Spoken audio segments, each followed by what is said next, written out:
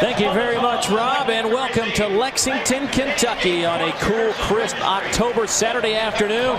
It is time for some SEC football. Alabama and Kentucky.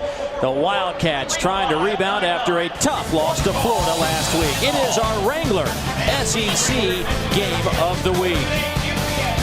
Unbeaten, 4-0, Alabama with their first true road test in the conference here in Lexington against the Wildcats, a team that stubbed their toe last week, but Coach Rich Brooks hopes things will change just 7 days later. And a pleasant good afternoon, everybody. Dave Neal alongside my partner, Andre Ware. What can you say about Alabama right now, Andre? They are ranked third in the country. They've won 17 of their last 19 games undefeated to this point this season. Some people even say this could be the best team in the country right now.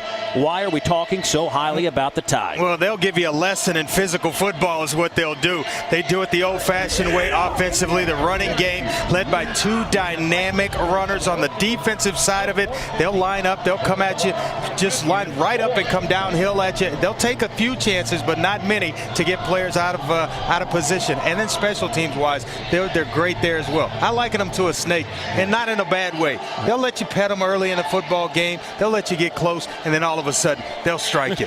Old-fashioned way, but it's still effective. Well, Kentucky hopes to not get snake bitten today. This is a club that had a chance to shock the world last week, but they came out flat. But you know, it's not too often. It's 7 days later you get another chance, and today they have Alabama. Yeah, and talking to Rich Brooks yesterday, he said they can't let the game get out of hand relatively early. Last week against Florida, 31 first half points, and that put them behind the 8 ball. In big games, they've got to do a better job of getting off to better starts.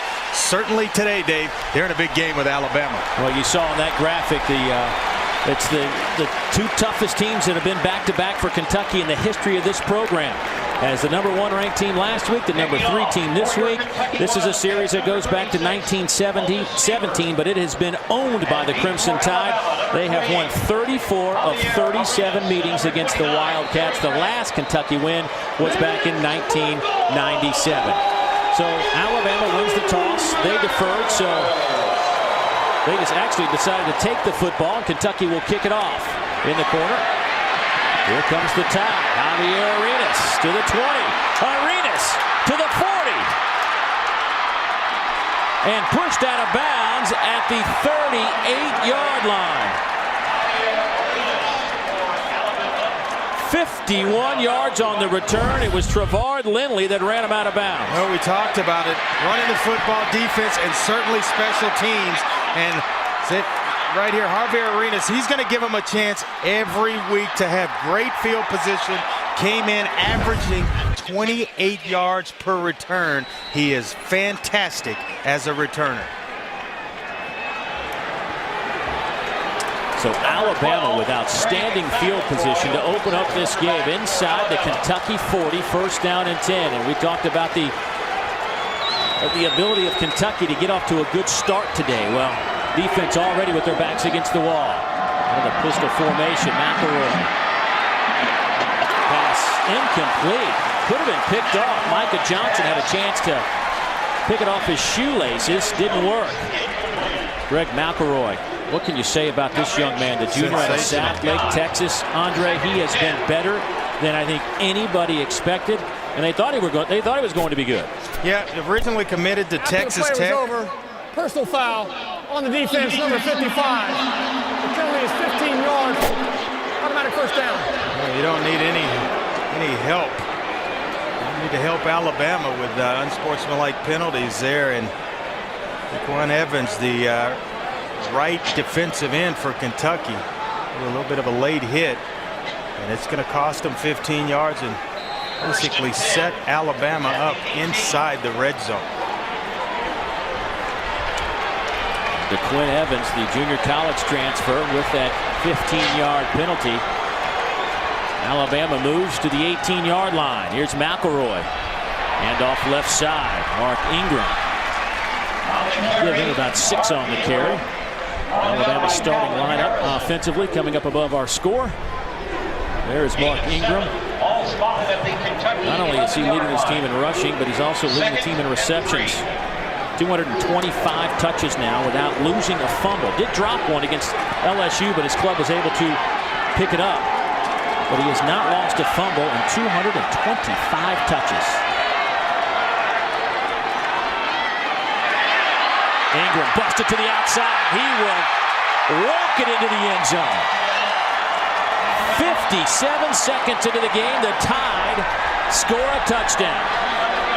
Boy, they do a great job on the right side of that offensive line of collapsing things down inside. They show it going left, and they're going to bring Mark Ingram back to the right side of the formation. You'll see it here. Start to the left. Now cut it all the way back. Now it's just one guy to make miss.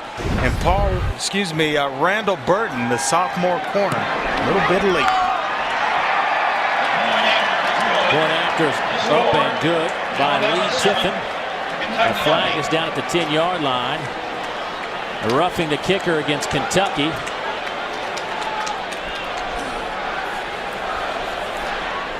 They will assess it on the kickoff. Point after will be good.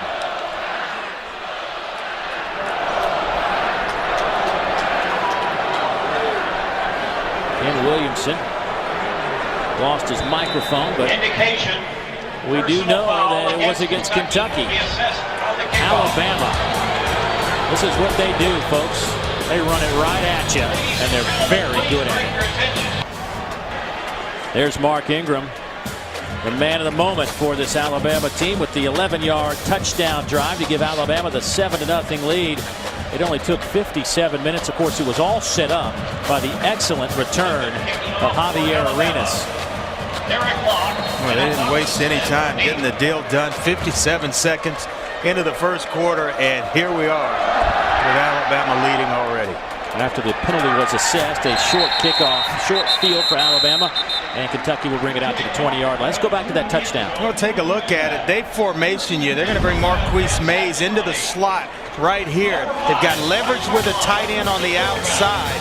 And so they formation you, force you to bump everybody over. They start the run to the left. And now right here, you got one-on-one with Mark Ingram and the defender Randall Burton. He makes a miss, and it's a walk into the end zone. Alabama sound in the running game. Kentucky will try to get their running game going. A flag down on the near side, right around the 20-yard line. Derek Locke, the Kentucky ball carrier. Ken Williamson, already a busy man here in Lexington. Well, Kentucky will get a free 5 yards out of this. Well, Mike Hartline is the starter, the junior out of Canton, Ohio. Started the year last year. It was kind of a roller coaster season for the young man, but it's his show now, Andre. And talking to him yesterday, he seemed like he has some of that swagger back. Yeah, he has really stepped up as a leader on this football team, and the coaching staff really needed that from the quarterback position. Hand off right side. Derek Locke will take it out over the 30. That'll be a first down. Give him 6 on the carry. Javier Arenas with the tackle. Well, they go with Derek Locke. Alfonso Smith, we'll see him at the tailback position as well. And around these parts, they refer to it as locksmith. Derek Locke and Alfonso Smith. Kentucky quickly to the line. First down and 10. They'll run the play. This time Locke hit. Might have lost a yard. Brandon Dedrick with the tackle. Brandon getting his first start of the season today. Of course, many of you know the story. Was shot 5 days before the season opener against Virginia Tech. Somebody tried to rob him in a parking lot. He got shot through the arm. It went into his upper leg area. Came back and played a few snaps against Virginia Tech and has worked his way, finally getting his first start of the season. Hartline. Quick hitter to the outside. Goes to the fullback, John Connor. He'll get a couple on the play. That'll bring up third down. Well, with a defense like Alabama's, John Connor there would have been better served to just continue to the outside. You stop and try to turn back, make one guy miss you. Guess what? 2 more of those Crimson Tide helmets are going to show up. John Connor, one of the better fullbacks in the SEC, known as the best blocking fullback in this conference. Third down and long. We'll say third down and 8 yards out of the shotgun. Hartline.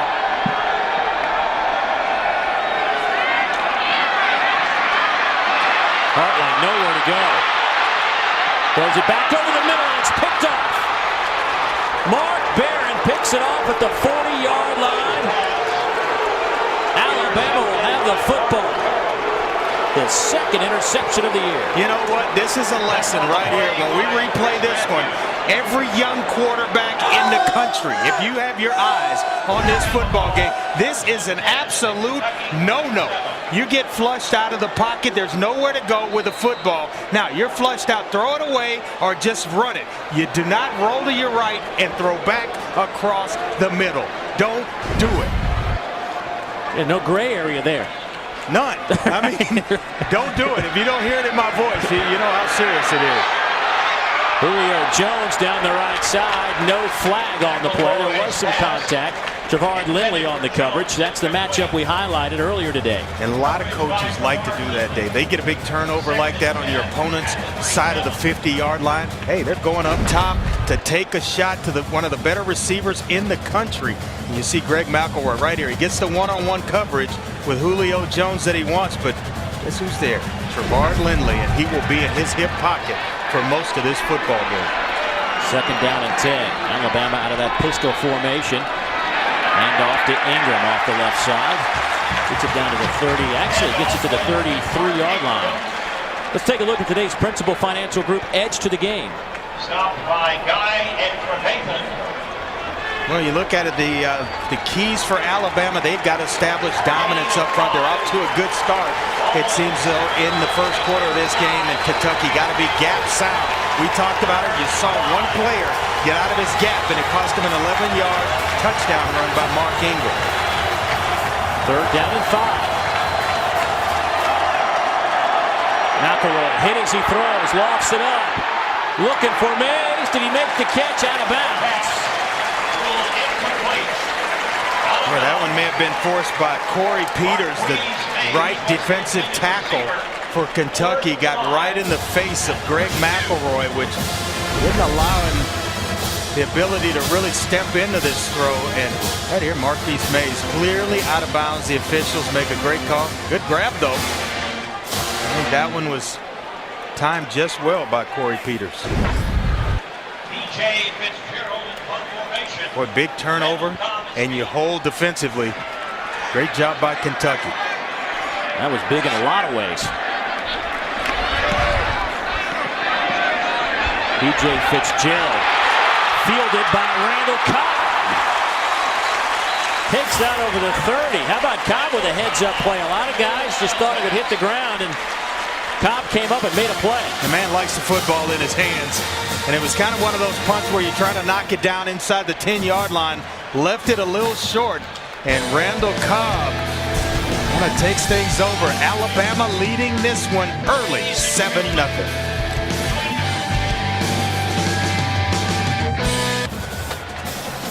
And welcome back to our Wrangler SEC Game of the Week, as the Kentucky Wildcat basketball team just moments ago came onto the field. There's Coach Calipari, gimpy knees and all, making his way out to a rousing ovation.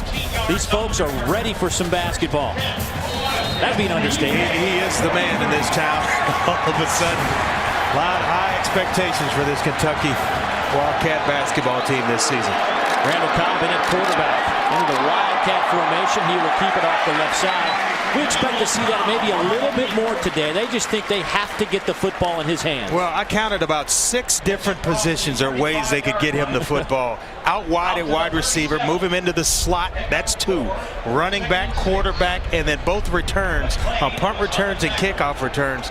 They like to get him about 12 to 15 touches throughout a ball game. Well, 2 touches so far, 1 on a punt return, and then the rush off the left side just moments ago. Second down and 6. Hartline throws it near side. Pass is caught. Chris Matthews, young man at a junior college. They say the ceiling is very high for this person. Coming in from junior college. He's had some mishaps in terms of understanding the plays, Andre, but they really like his ability. Yeah, a couple of mental breakdowns, but he was a JC All-American last season at LA Harbor College, where he had 80 receptions, over 1,200 yards, and 11 touchdowns. That'll get you some All-American honors. Yes. Handoff left side. Here goes Derek Locke, the junior out of Hugo, Oklahoma, brought down by Corey Reamer. Time for us to send it back to our SEC Network studios for the first time this afternoon. Rob, what do you have? Unbeaten Michigan at 1-3 Michigan State. They're battling for the Paul Bunyan Trophy. Larry Caper caps a 17-play, 80-yard drive over 10 minutes. The Spartans with a 7-3 lead in the first. Thank you very much, Rob. A lot of people keeping an eye on that game as Randall Cobb back in the game. Will take the snap, gets it inside the 45, and that will be a Wildcat first down. Yeah, Big Ten now has 4 teams in the top 25, with Michigan moving in about a couple of weeks ago. Penn State dropped one to Iowa, and Iowa, the Hawkeyes, they're off to a pretty good start this season. Of course, in the SEC, there are 3 teams in the top 4. One of those right here on the field wearing white.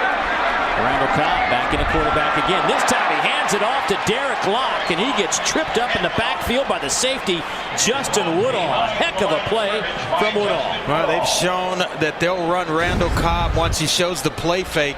But watch Justin Woodall come up from the free safety position and lay a hat on you. That's what you got to have when teams decide to go option or that Wildcat formation. Good, sound tackling from the secondary. Woodall, the senior at Oxford, Mississippi. Second down and long. Second and 17. Hartline to Locke. Makes a man miss. Locke to the 40. He may have picked up the first down inside the 35. I think he did. They'll spot it at about the 34.5-yard line. Time for us to take a look at our impact players, brought to you by Hampton Inn. At Hampton, we love having you here. Yeah, for Kentucky, it's Mike Hartline, the quarterback. You talked about the leadership skills, 8th in the SEC in passing yards. Randall Cobb, they'll get it to him any way they can. And Trevard Lindley, he'll have the tough task of checking Julio Jones all afternoon, a second-team All-American at corner for Kentucky. Fonzo Smith and at running back. Tried to swing it out to the fullback, John Connor. It's incomplete. Pressure came up, forced Hartline to get rid of it quicker.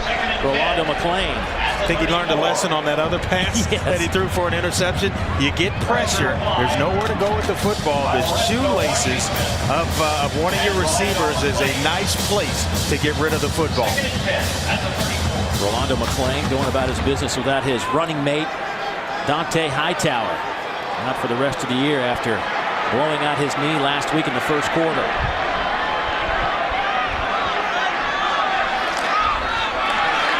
Here's Derek Locke, nowhere to go. A man that's going to have to step up his game in the absence of Hightower. Corey Reamer, one of the guys, makes the play. Yeah, they'll do it with Corey Reamer. Eric Anders will drop over, put his hand on the ground, and then Courtney Upshaw will bump himself up to the old spot of Eric Anders. So they're going to do it by committee. That's how good Dante Hightower is. One guy can't just replace him as a player. It's going to take 3 guys kind of shuffling to do the job of Dante Hightower. That's what he meant to this Alabama defense. Third down and a dozen. Well, they've got one-on-one coverage up top. Here goes Locke off the left side. That'll get him to the 30-yard line. Here comes the field goal unit. They're trying to position. You wonder why. Why call a run in this situation? Third down and 10, awfully hard to convert against the second best defense in the entire country. But you know what? We can maintain field position and give ourselves a chance by running the football. Give ourselves a chance to at least attempt a field goal. 49-yarder, Lonis Siebert. Career long 48. Give him a new career long. Siebert from 49 yards out gives Kentucky 3 points here in the first quarter. Boy, his season long before that kick, Dave, was just 26 yards. Had only attempted 2 field goals for the entire season, but he hit that baby like he knew what he was doing. The senior out of San Antonio. A lot of things go into it. The snap, the hold, that part of it's clean, and then you got to have the kicker give you a nice, clean pass at the football, and he does in that situation. So Kentucky bringing themselves, drawing ever so close to Alabama. Rich Brooks said his club had to get off to a better start today. Nick Saban doesn't want to give up any points. None. You know, they only allow 13 points a game defensively. So giving up 3 early, this early is a little bit unusual for Coach Saban. That's right, 36 yards, but it ate up 4.5 minutes off the clock. I like it. Good mixture of run and pass, and bringing Randall Cobb in for some Wildcat stuff to basically add an element of speed to the offense. And Kentucky finds themselves right back in this thing. How big was the 3 and out, the defense forced Huge. by Kentucky a little while ago? It was huge because of the momentum change. You're already trailing. If you get hit on one of those big passes, now you're looking at 10-0 or maybe 14-0 before you can bat an eye. McIntosh will kick it off. Short kick hits at the 15. Picked up by Terry Grant. Big hit out over the 25-yard line. Matt Rowe on the special teams tackle. Let's go downstairs for the first time this afternoon. Check in with Kara Capuano. Kara? And who's better? Obviously having some technical difficulties. We'll get back to Kara as soon as we can. Alabama will take it at the 26-yard line. This offense averaging 40.5 points a game, 3rd in the conference. Last year they averaged 30 points a contest, so a little bit more production out of this group. Julio Jones on a receiver screen out over the 30 to 31. Played well by the Kentucky defense. Paul Wolford in on the tackle. Nice job there. You don't want to let a receiver as dangerous as Julio get going.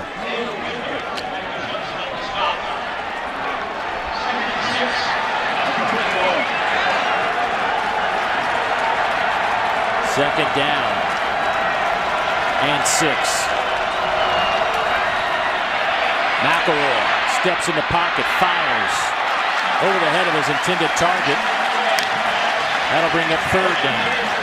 It looked as though he was trying to go deep down the sideline to Terry Grant, a running back out of the backfield. And those guys aren't used to those deep passes. He pulled up, and Greg McElroy went ahead and went down the field. Now it's 3rd down, and we're at about 6, about medium. This is not where you start to panic if you're Alabama, but after going 3 and out in the previous drive, I'd be a little bit concerned.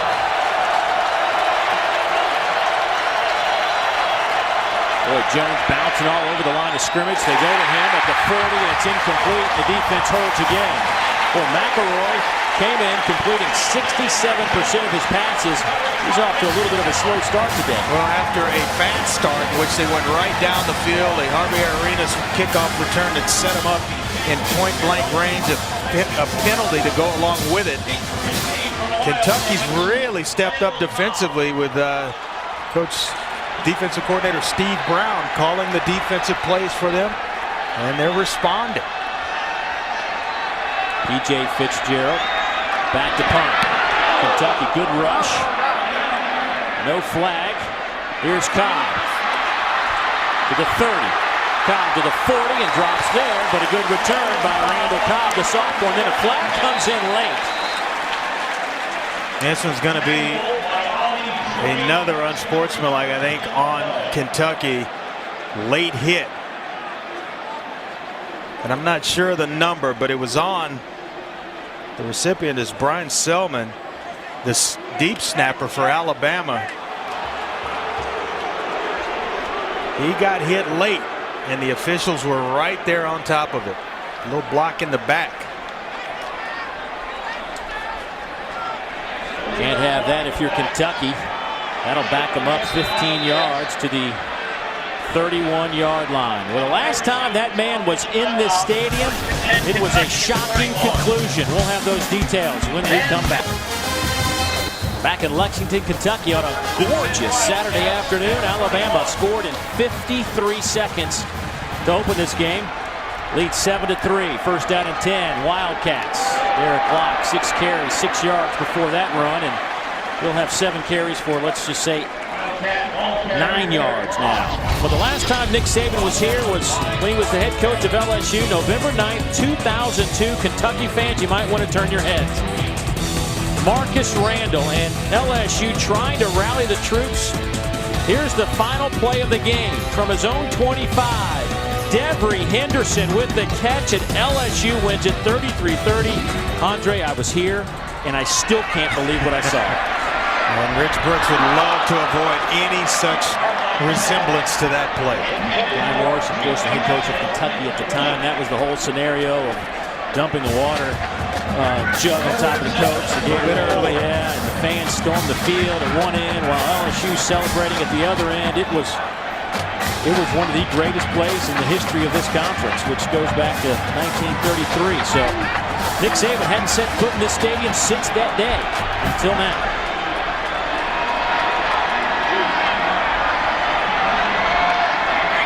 Third down and 7. This is what Joker Phillips wanted to stay away from.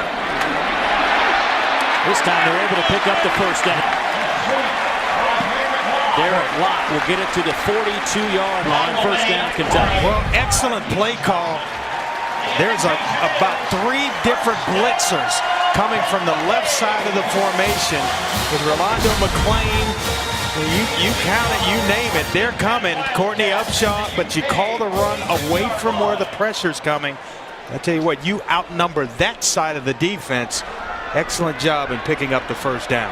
Last week, Kentucky 0 for 11 on 3rd downs and 7s and more.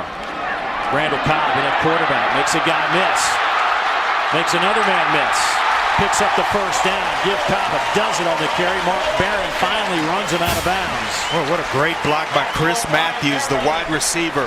Smart, getting off his guy so you don't get the holding penalty, and then peeling back and catching a guy coming in pursuit to free up Randall Cobb. Watch the top of your screen, number 8, right there. Watch it. Let him go. Don't hold him. But now I'm going to peel back and get me a defensive lineman. You think that D lineman will remember Matthews? I love it. Well, you know what? It'll be a long time before he catches him. Here's Cobb again. Nothing happened on that play off guard. Lorenzo Washington, the senior out of Logan'sville, Georgia, brings him down. Randall Cobb, we wanted to track just how many touches he had in this ball game. Mentioned it earlier, 12 to 15s what the coaching staff will shoot for. Already 6 touches, 55 yards. You think he's going to have an effect on this ball game before day's end? I guess Rich Brooks says, if we're going to go down, let's go down with our best player touching the football all day. Always, my friend, always. Alfonso Smith, first down, Kentucky. He's running hard. The senior out of Louisville, Kentucky. Tackled by Mark Barron. Already 4 stops for Barron from his strong safety position. Well, I like to recognize guys when they throw nice blocks. And T.C. Drake, the big senior tight end out of Bradstown, Kentucky, threw a nice block for Alfonso Smith to free him up on the outside edge. 3:15 to go in the opening quarter. First and 10. Here's Smith again, bouncing around, gets it to the 30-yard line. Let's go downstairs once again, check in with Karen.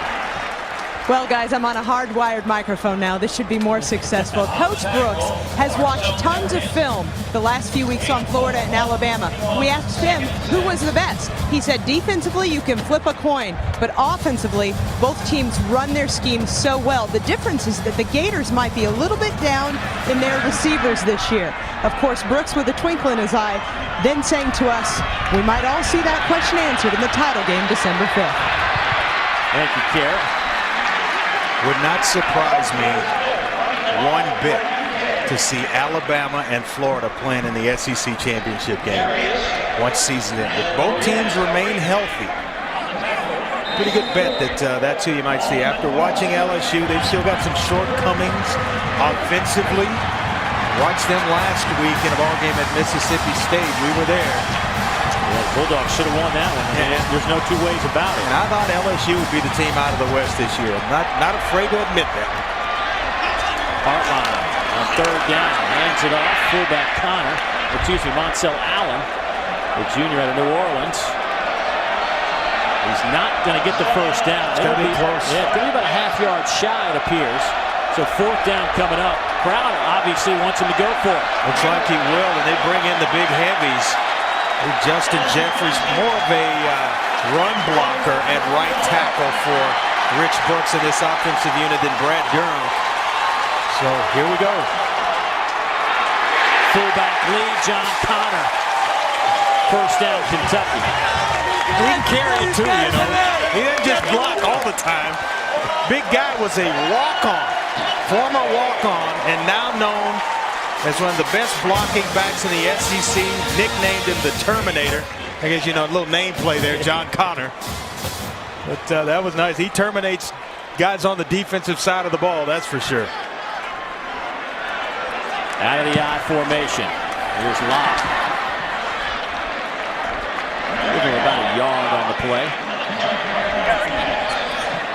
All season long, Champion Apparel will be showcasing the tradition and history of the SEC. And today, let's take a look at the Filippi family.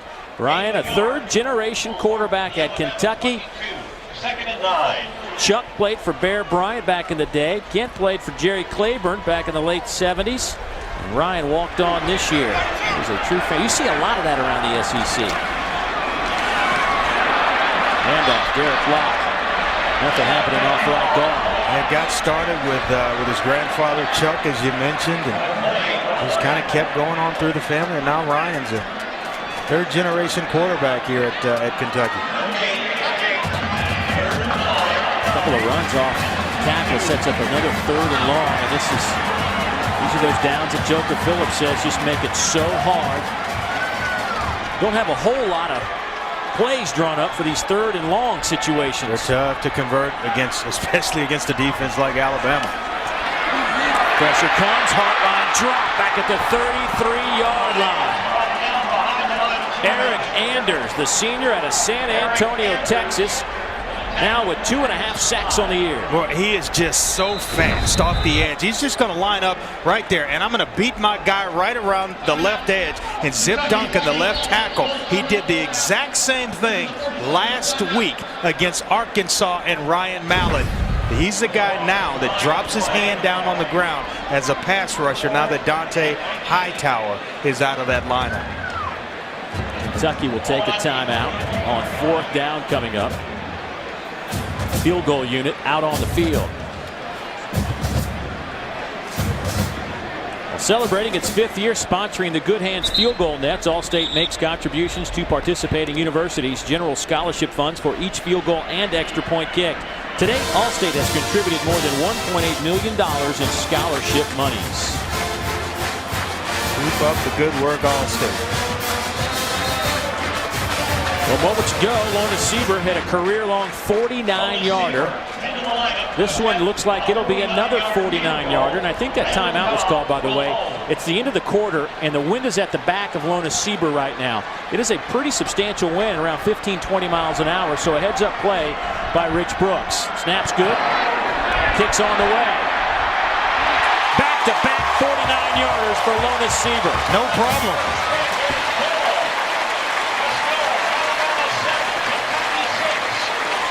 So the Kentucky Wildcats, after giving up 31 first-quarter points to Florida last week, only trail by a single point after 15 minutes against the 3rd-ranked team in the country. All 6 of their points off the right foot of that man, Lona Sieber. 2nd quarter action from Lexington around the corner. Gorgeous day. Memorial Hall here on the campus of the University of Kentucky. It's our SEC Network Game of the Week. Dave Neal, Andre Ware, Kara Capuano. Look at our storylines. Alabama's owned this series. Kentucky's not had a whole lot of success against ranked teams, but they've had a pretty good first quarter, trailing by 1, 7-6. As we begin the 2nd quarter, after the Lona Sieber field goal, McIntosh will kick it off. Fielded by Terry Grant. Grant to the 25, dropped at the 30-yard line. Monsell Allen brings him down. There's Lona Sieber came in with a career long of 48 yards that he's hit 3 times in his career. Well, you can erase that because he has back-to-back 49-yarders this afternoon. Man's consistent.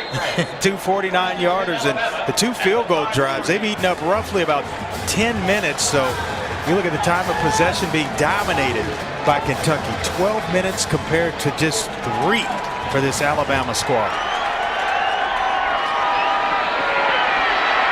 Here's Marquise Mays out to the 32-yard line. Well, it didn't take long, Andre. Just 53 seconds for Alabama to get on the board. Yeah, nice 11-yard touchdown run by Mark Ingram. And then the 2 49-yard field goals. Lona Sieber right here, the second, which draws this game to within 1 point. Got a good ball game going.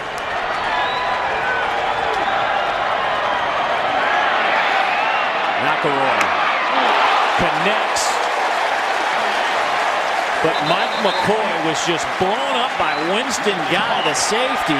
The sophomore from right here in Lexington just introduced himself to Mr. McCoy. Let me tell you something. I went down to the field. I like to go down to the field, get the smell, watch players as they warm up. And I stood next to Winston Guy. You talk about Holding on the offense, number 77. The penalty was 10 yards from the previous spot.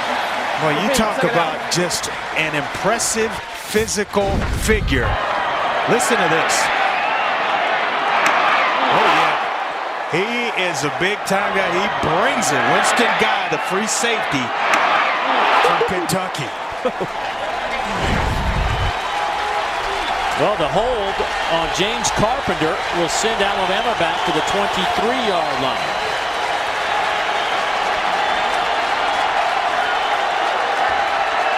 Second down and 17. Here's Ingram out to the 27-yard line. Let's take a look at our impact players, brought to you by Hampton Inn. At Hampton, we love having you here. Well, with Alabama, it all starts up front with a signal caller. Greg McElroy, 20-0 as a starter, and that's dating back to both in high school and college. He's undefeated. Mark Ingram and Trent Richardson. Look at the yards per carry for Trent Richardson, 5.7 for Ingram. They provide the running punch for Nick Saban in that Alabama offense. McElroy's numbers 1 out of 6 to start this game. Roy Upchurch in the backfield. McElroy will set up the screen to Upchurch, but Kentucky read it from the get-go. Boy, Lindley. It's as if Steve Brown has a Alabama playbook, and he's looking at formation, signaling in plays. Trevard Lindley, a guy we talked about at the top of this broadcast, making plays, second-team All-American a year ago.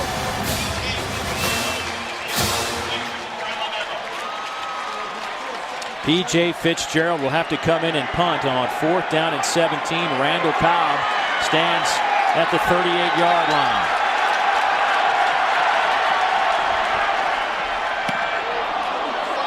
Fitzgerald with a good kick with the wind at his back. Cobb will field it at the 25. Look at Randall Cobb move around. 35-yard line. Brought down by Corey Reamer.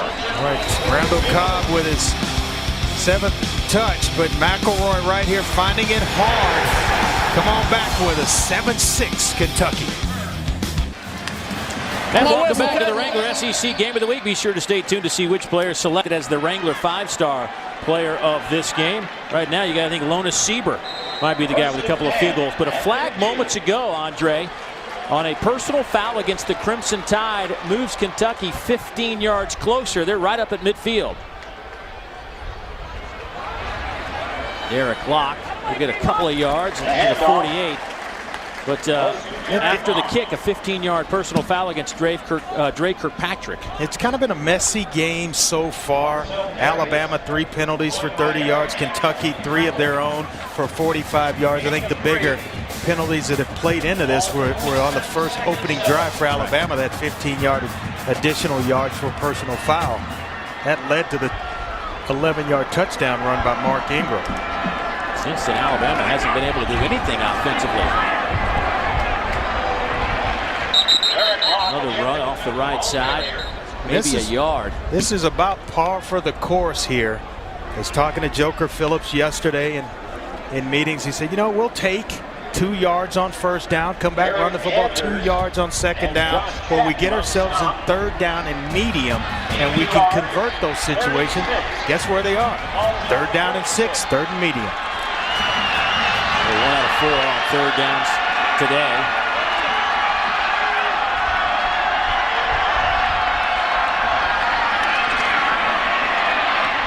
Pass is caught to Cobb, but only gained about a yard.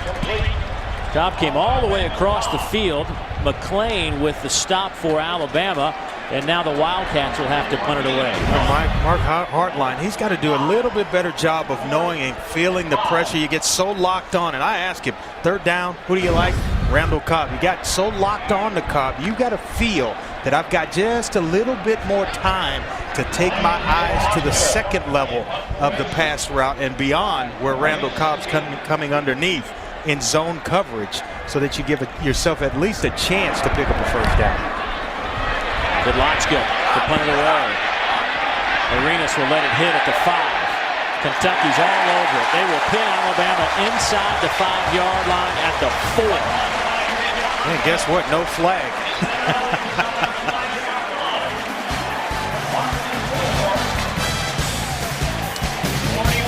We got ourselves a 7-6 ball game here in Lexington. Stay with us on the SEC Network.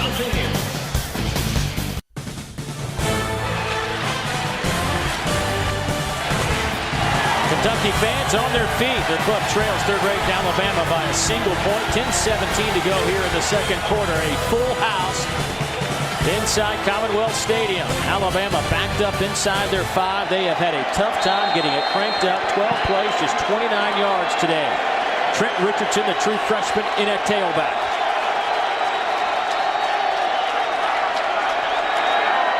Flag down. I think Kentucky might have. Well, it's usually a false start if they stop the play. Yep. So we're going to get about a half a distance to the goal line penalty here. Prior to the snap, false start. On the offense, number 84. That's the difference to the goal. It remains first down. Thought for a moment Kentucky might have drawn Alabama off sides, but it's all the Crimson Tide. We talk about a fired-up defensive unit, and rightfully so.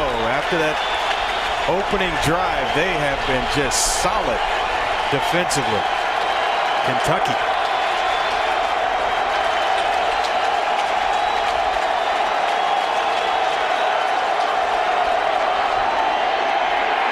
Big hit at the line of scrimmage. No gain for Trent Richardson, but a flag down in the end zone. Corey Peters led the charge for the Wildcats. That play happened so fast, I'm not quite sure what penalty would have been called.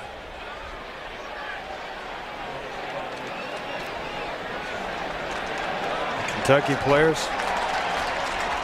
Illegal shift. Pointing at the Alabama players. Illegal shift on the offense. Number 8 was in motion and never did reset. The penalties declined. Second down. Boy, the 60,000 on hand are about to make some serious noise as Alabama's backed up at their own 2-yard line. Dave, this is when home field advantage really kicks in. You're on the road as a quarterback just trying to call the cadence. You almost have to use hand signals.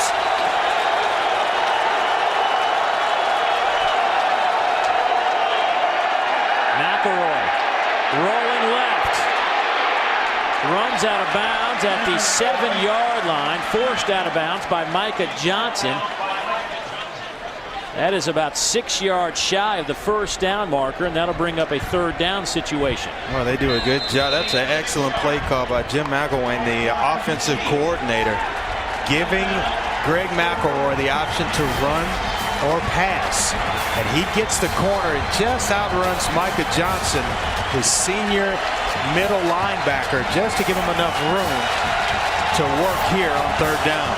Alabama's yet to convert a third down today. They came in pretty good in the league, converting at a clip of 44%. Pass caught over the middle, but shy of the first down. Roy Upchurch makes the catch at the 12-yard line, but they needed to get to the 14. Danny Trevathan and they go to their third down back Upchurch. And keep an eye on Tavard Lindley and Julio Jones. We like this matchup, and they are locked on. Third down situation. They go a little bit zone, but you see him right there in the hip pocket of Julio Jones, the big-time receiver from Alabama. Boy, Kentucky playing solid defense. Randall Cobb back at the 48. Fitzgerald, another good kick. Backs Cobb up to the 35. Randall makes a man miss. The midfield and drop there. A 14-yard return by Randall Cobb, brought down by Courtney Upshaw. Time for us to head it back to our SEC Network studios. Check in with Rob Stone. Dave, the team Alabama beat in week 1, number 6 Virginia Tech at Duke. Tyrod Taylor having a good first half, 11 of 15, 173 yards, and here's his second touchdown pass. Hokies up 10 in the second.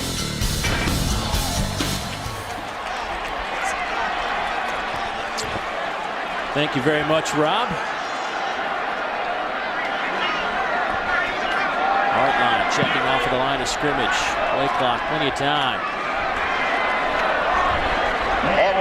Kentucky's not shy about running it off guard today. As we take a look at AP top 10. And last week, Andre, I got to give you credit. You called it early and said there would be 4 or 5 upsets. And, well, there were 4 big upsets inside the top 10. A little changing in the top 10, but you look, and what's impressive for the SEC, Florida, Alabama at number 3, Florida at the top. And you got LSU wedged in there at number 4. That's not bad. 3 teams in the top 5. Thrown behind Cobb. Incomplete. That'll bring up third down. That's another one of those third down and tricky situations. 3rd and 7. You know, quarterbacks, watch right here. Randall Cobb coming down inside in motion. He gets a natural pick from his tight end. But that ball's got to be thrown either into his body or out in front so that he can catch it on the move. Mike Hartline, to me, he seems like he's still got that adrenaline rush that all quarterbacks get before a football game. Hadn't quite settled in yet. Quick throw across the middle. A little bit low. Cobb can't hang on. That would have been good enough for a first down. Instead, it's 4th down, and here comes the punt team. No harm done. You're within 1 point. Plenty of time. You'll get another, maybe a possession, maybe even 2 before the halftime. When your defense is playing well, it's a field position battle. No doubt about it. When it's this close, and we talked about it, being in the football game, giving yourself a chance to win in the second half. Well, this is right according to plan with what Rich Brooks wants to do. Lodgka was a pooch punter a year ago, got the full-time job this year. Now you know why he was the pooch punter. That's back-to-back kicks that have pinned Alabama inside the 5-yard line. That means that Alabama quarterback Greg McElroy will have to come up with some magic. It's been a slow start for the young man who's so far put up some impressive numbers in 2009.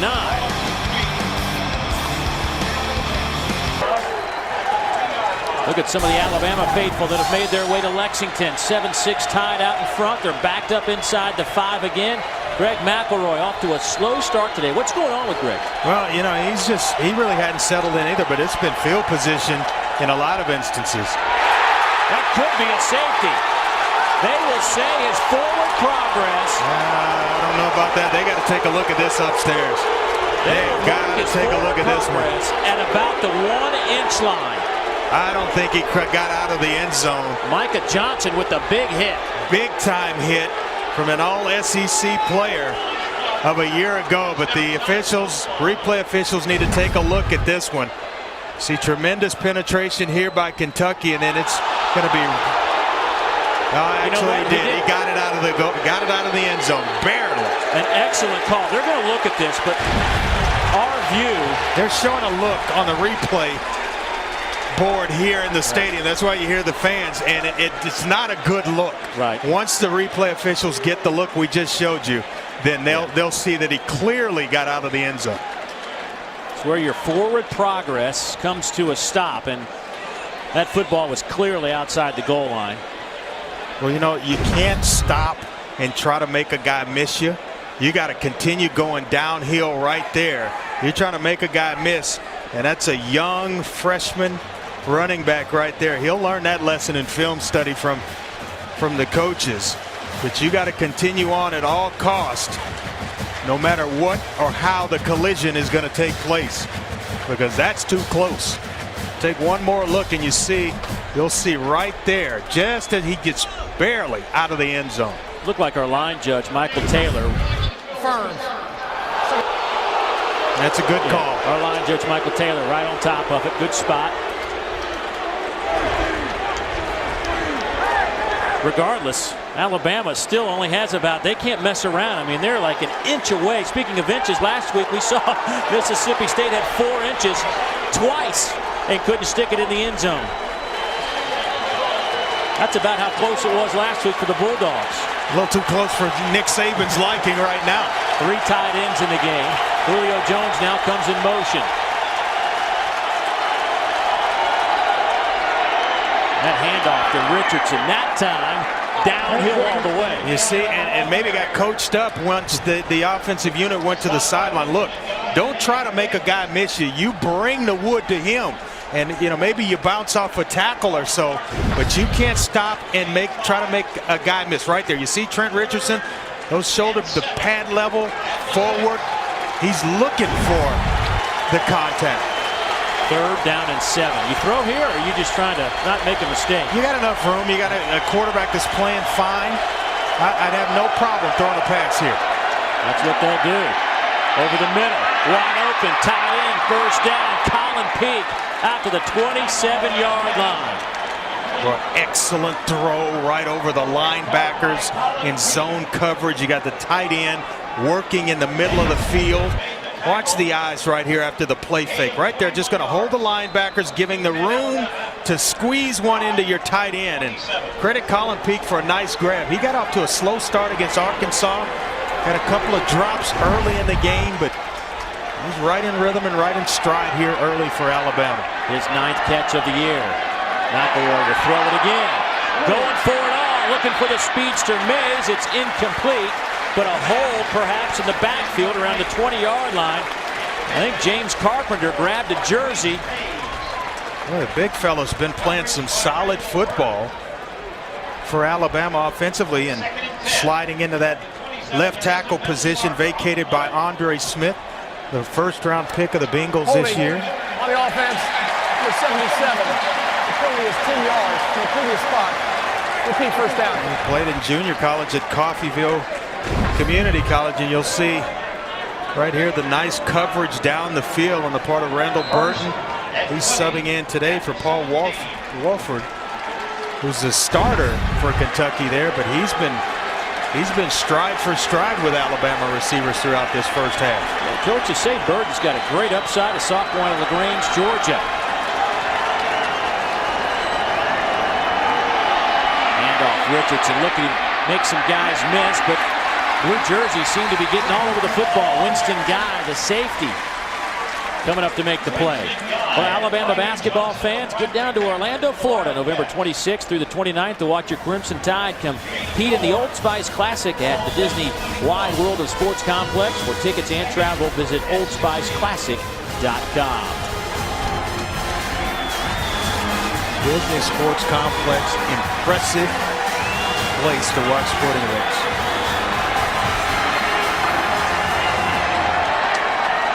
Mark Ingram in at tailback. We'll get the handoff. Ingram out to the 30, still on his feet to the 34-yard line.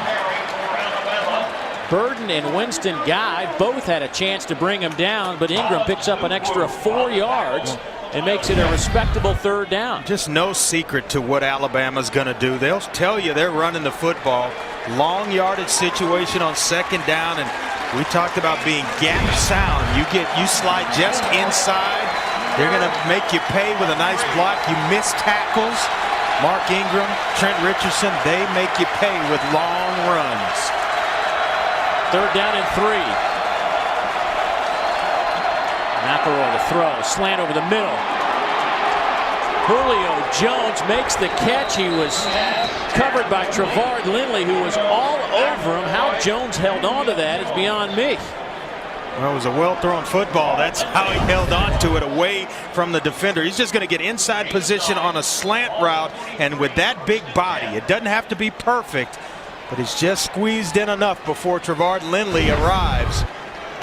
Well, that's why I like big receivers like that. 6'4", 211. You throw it around him, make you look like a superstar, Dave. Who was your big guy at Houston? Didn't really have the big ones. We had some small guys that could move a little bit, though. McElroy. Another pass and catch. This time it's Darius Hanks. Now McElroy's getting it cranked up. Winston Guy finally drags down Darius Hanks, the junior out of Norcross, Georgia. Well, this is where you got to be careful if you're Kentucky and defensive coordinator Steve Brown. Alabama finding a rhythm offensively. Zone coverage, and he reads it out. Just going to throw it right over the outstretched hands of the linebacker to that side, and as well, or excuse me, the safety, nickel safety in that situation, and the safety high on top. Well, they squeeze one right in there. Alabama now on the move. Going up top again in the end zone. Incomplete. Looking for Marquise Mays. Trevard Lindley on the coverage. That'll bring up a 2nd down and 10. And you know, it's kind of one of those small wins right now in the favor of Alabama. You had them backed up. You had almost a safety take place. You had penalties against the Crimson Tide, and now look where they are. Plus yardage situation at your 30-yard line. Boy, this is tough for Kentucky right now. McElroy 3 out of 4 on this drive. Out of pistol formation. It's Ingram. He will get it down to the 27-yard line. Time now for a look at our Nissan Heisman storylines. And I know it's early. It's early. Here are some candidates that at the quarterback position that we will keep an eye on. Got a guy from my alma mater that's a pretty good quarterback, having a fine season in Case Keenum. Tim Tebow, who has already got a Heisman at home. Tony Pike has been outstanding for Cincinnati. And, you know, I'll throw this guy's name right in the mix as well. 7 touchdown passes, 1 interception, 67% on the season, and just under 1,000 yards. Having a great season.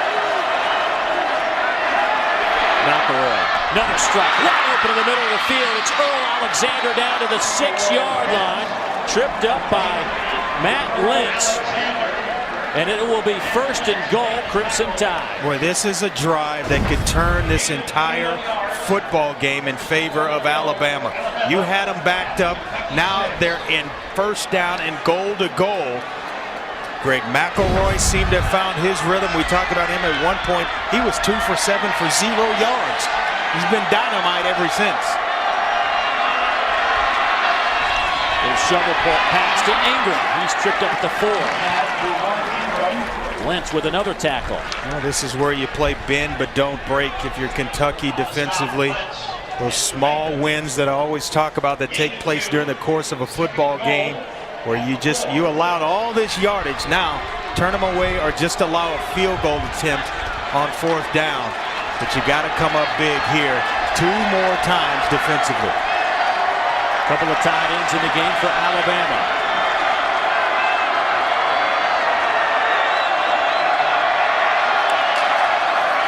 Here's Ingram, met at the line of scrimmage. It'll be 3rd and goal. There's no secret. They've shown the motion with Julio Jones to block off the backside to allow penetration from the backside, and then they just run the football. And Calvin Harrison makes a nice tackle. He and Quinn Evans, the defensive tackle. You still running here on 3rd and goal? Almost one of the better running teams in the entire nation.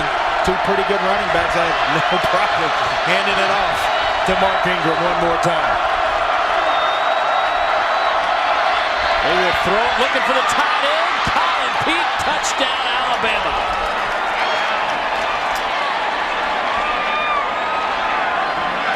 What a drive for Alabama. They were backed up at the 2-inch line and march it the distance for the touchdown. It's just a nice little out route by Colin Peak. The defender's outside, so you're thinking he's got the leverage. You've got a safety matched against a tight end. You think you have the advantage there. Yet still, Colin Peak still comes up with a touchdown reception. Point after, up and good by Lee Tiffin. Greg McElroy, you could almost say that was his drive. 6 out of 7. 83 yards on the drive for the quarterback out of South Lake, Texas. Colin Peak with the touchdown reception, his first as a member with the Crimson Tide. McElroy's 8th touchdown strike of the year.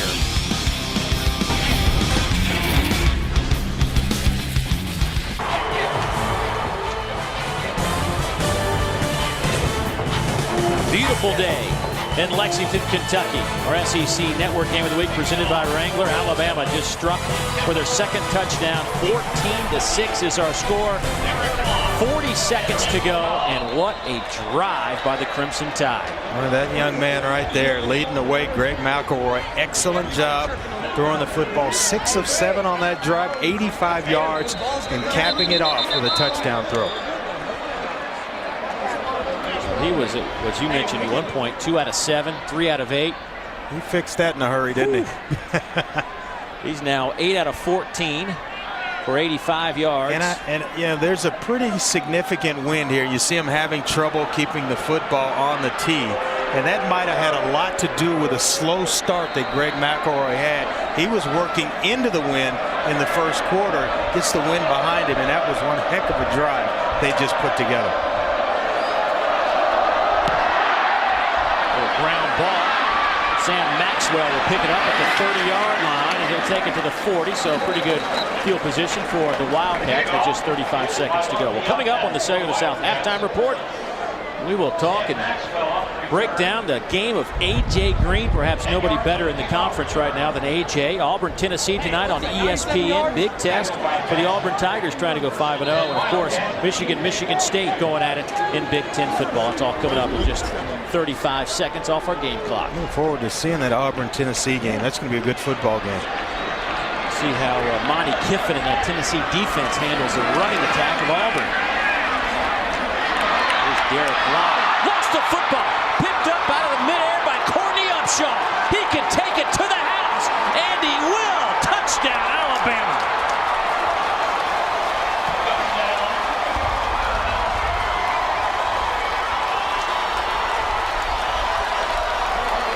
What makes the play for Alabama is going to be Rolando McClain, the superstar linebacker in the middle of that defense, circles back, and is able to get a hand on the football, pops it right out, and into the hands of Courtney Upshaw, who goes the distance. Courtney, one of those guys that Nick Saban leaning on to pick up some of the slack left by the injured Dante Hightower. Point after is up, and it is good. Wow. 2 touchdowns in a span of 19 seconds. Well, and that last play by Courtney Upshaw will be our Good Hands Play of the Day, brought to you by Allstate. How about this? Watch the work of Rolando McClain, number 25, right here. Going to make the tackle. Not only am I going to make it, I'm going to pop the football out with my right hand. It falls right into the hands of Courtney Upshaw, and he's got a nice escort to the end zone. Boy, look at that. That is just a nice football play right there. Rolando McClain, the All-American, making an All-American type play. And the recipient was Courtney Upshaw. But, Andre, let me ask you this. What kind of backbreaker is that for Kentucky? Well, it hurts because you've given up the long drive, and that in itself was defeating, and that hurts, and it's tough to overcome. But you come back the very first play and have one go for a touchdown against your offense. Now it's one play at a time. You're going to get the ball first in the second half. Task right now, Dave, is to not give up any more points going into the locker room. This kick a little bit better. Into the end zone and out of the end zone. So Kentucky will have it at the 20-yard line. 21 seconds to go before intermission. Alabama's offense they officially mark it 97 yards on that previous touchdown drive. But remember, they were backed up to like literally the 2-inch line. Yeah. So I mean, they went the entire football field, and that in itself, as you mentioned, has got to be deflating. A couple of half the distance to the goal penalties. They couldn't get any further back than they were, and all of a sudden they drive it right down the field.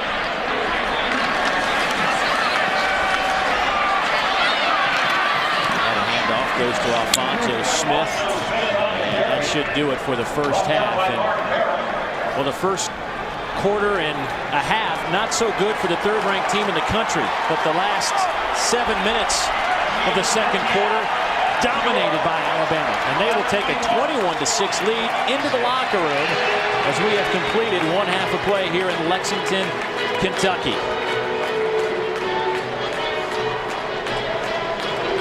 Time for us to check in with Karen. Coach, one play can change a game. What was going through your mind as you saw Courtney Upshaw streaming for the end zone? Well, you know, we struggled on offense with field position, and we were against the wind in the first quarter. So we really wanted to throw the ball against these guys. So the last drive was really the thing that I think was the difference. And it was great that the defense got another turnover. But we need to continue to play. This team's playing good, and we're going to have to change their mindset and work hard in the second half. Greg McElroy looked very Greg McElroy on that last drive. What changed for him as the half went on? Well, I just think we haven't had an opportunity to throw it. I think we were throwing it kind of into the wind, and ball was floating and sailing a little bit on him in the first quarter. So definitely goes better in that direction. So, you know, hopefully we'll be able to keep spreading them out and keep throwing the ball effectively. Coach, thank you so much. All right, thank you. Dave, it is pretty windy down here. I can definitely verify that. And you saw the difference it made for Alabama on their scoring drive. It absolutely did. Alabama leads at 21-6. We're at halftime. Time for us to send it to Rob Stone in the studio for the Cellular South halftime report.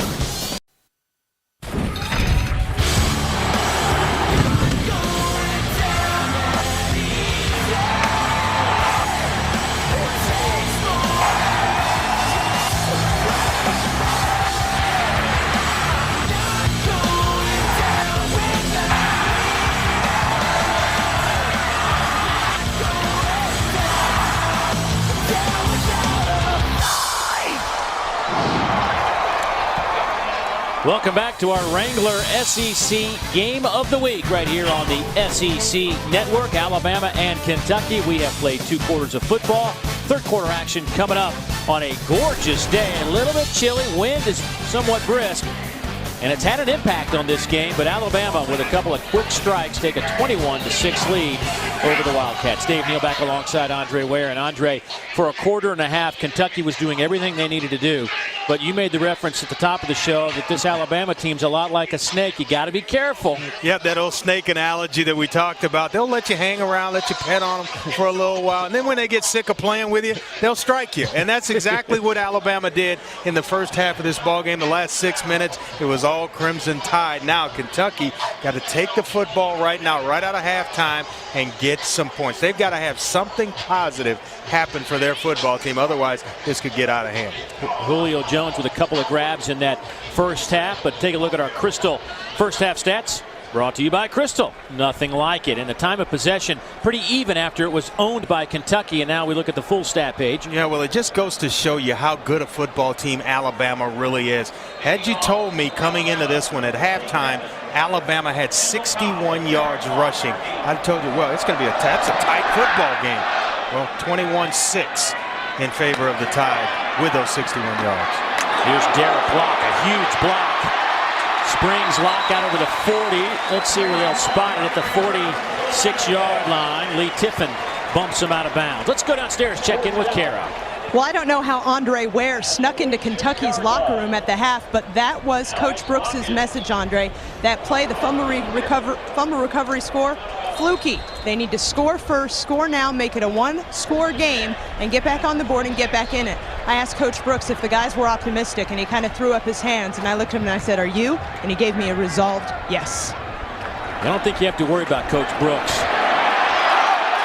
Or Derek Locke, for that matter, inside the 40 to the 36-yard line. Johnson brings him down, but a flag at the 40-yard line. Was that a late hit against Kentucky? Not sure. Yep. Be another personal foul. I mean, you're continuing to hurt your ball club, and it's penalties that are taking place behind the football. Derek Locke's already out and running and picked up a first down.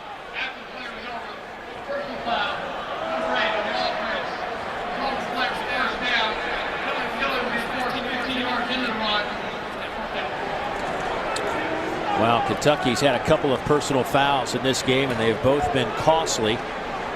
This one will move it back into. Well, one led directly to Mark Ingram's 11-yard touchdown run. And then now you've got momentum right out of halftime, and you're just kind of killing it with penalties. Ball back into Kentucky territory at the 49. Hartline throwing over the middle. Picked off. Rolando McClain, the All-American. McClain to the 40 and dropped right there. Hartline hit him right in the numbers.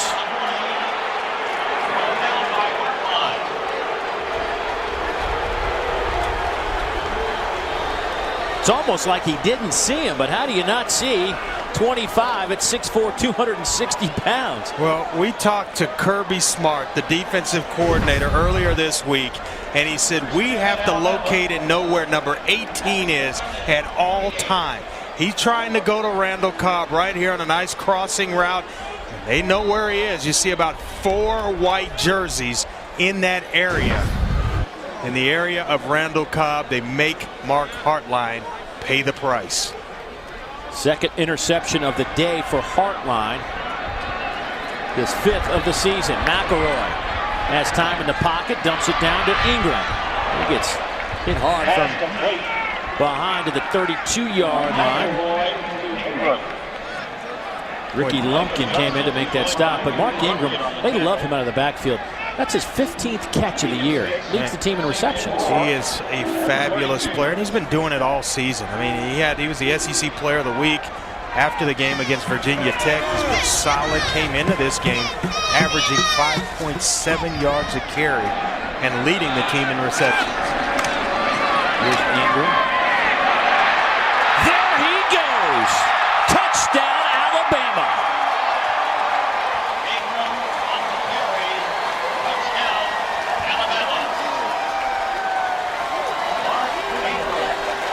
Oh, what a patient runner. He just kind of hid behind those big offensive linemen until he found a nice crease.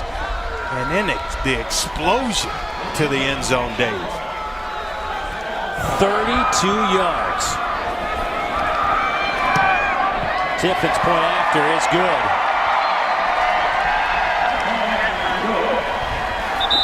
Mark Ingram.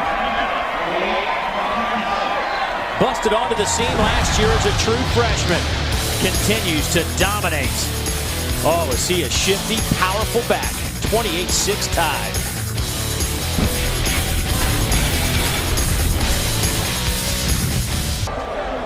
There's a guy that'll hit you and take your lunch money. We dare you to say something about it. Here goes Randall Cobb. Big hit at the 16-yard line. Alabama has put together some impressive short strike scoring opportunities. Yeah, it starts with the interception by Rolando McClain. Big time all-SEC linebacker setting up Mark Ingram. And that's a sign of a good running back. Patience on the inside and then the explosion to the end zone.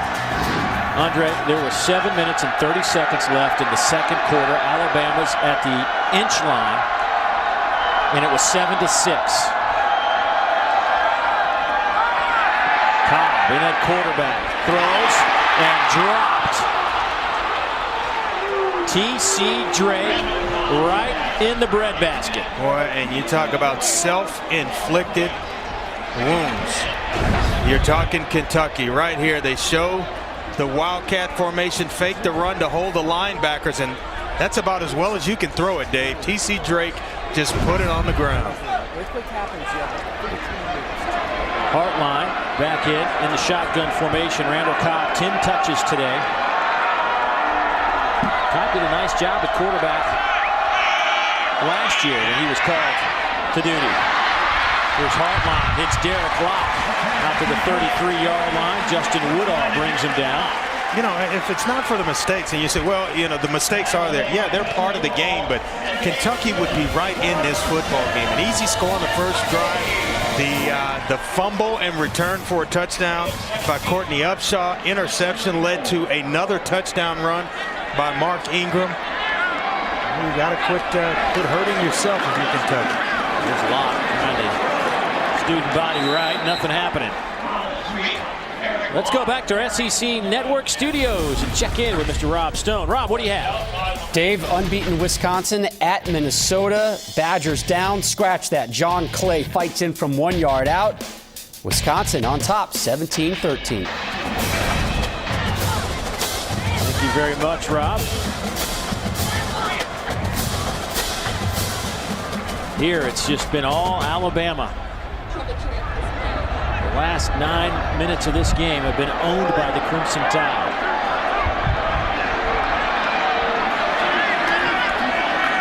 Hartline over the middle, batted in the air, picked off. Eric Anders, who already has a sack this afternoon, now comes up with his first interception. Rolando McClain is about as smart a football player as there is on the defensive side of the football. He realized that he wasn't going to be able to pick this baby off. So what does he do? Tip it up in the air so it stays in the air longer. Check out number 25 right there in the middle of your screen. Ball's off the chest of the tight end. He comes in, tips it, and now it allows for Eric Anders to come up with the interception. That is a smart play, my friend. So Alabama at it again. Here's the tight end, Colin Peake. He will step out of bounds at the 34-yard line. Andre, we talked about who was going to step up in that linebacker position for the departed Dante Hightower, who was injured last week. His best friend. His best friend, and they are. When we were down in Alabama 2 weeks ago, you wouldn't see one without the other. I mean, they were always around each other, best of friends on the field. They're always talking things over, but he has elevated his game in the absence of Dante Hightower. And the guys around him, Upshaw, Anders, Reamer, have all made plays today. Hand off left side. Here goes Ingram down to the 20-yard line. First down, Alabama. Ingram closing in on 100 yards now. I guess he's up around 90 on the button. Well, the thing you got to worry about now for Kentucky, you got to get your kids to continue to play for 60 minutes. But let's go back and take a look at this play by Rolando McClain. I'm in amazement. Right there, number 25 in the middle of your screen. Football's going to go off the chest of the tight end, and watch his reaction to it. He can't intercept it. It's in the air. Tips it up. Now it allows for Eric Anders to make the interception. Excellent football play. That was kind of a basketball move too. And this man right here now, he thinks he's a hooper. Yeah, he says, you know, if you asked him what's your better sport, he'd tell you basketball. He says he's the best player on the team. He did a little tip drill right there. Didn't start playing football until his 7th grade year. Ingram takes it down to the 16-yard line. It's a shame Dante got hurt for a lot of reasons, but Rolando McClain was talking about Dante. We asked him who the second best player was, and he said Dante's making some strides to be number 2 on the team, but looks like Dante will have to take a little breather from hoops for a while to get that knee situated. He had surgery on Tuesday, by the way, and of course he's already started his rehab. They get together and play a little 2-on-2. Marquise Mays is his partner. He was a pretty good guard at Tarrant High School in Birmingham, Alabama himself. McElroy all day to throw, rolling left, and he'll be dropped at the 18-yard line by DeQuinn Evans. It's okay. It's okay for this reason, because you don't try to force something and turn the football over. We saw Mike Hartline pay the price early. Mike Hartline early in this game paid the price by trying to force a ball back over the middle, which led to an interception. You get another chance. It's only 3rd down. McElroy got off to a slow start, 2 out of 7. He's now 10 out of 16 for 105 yards.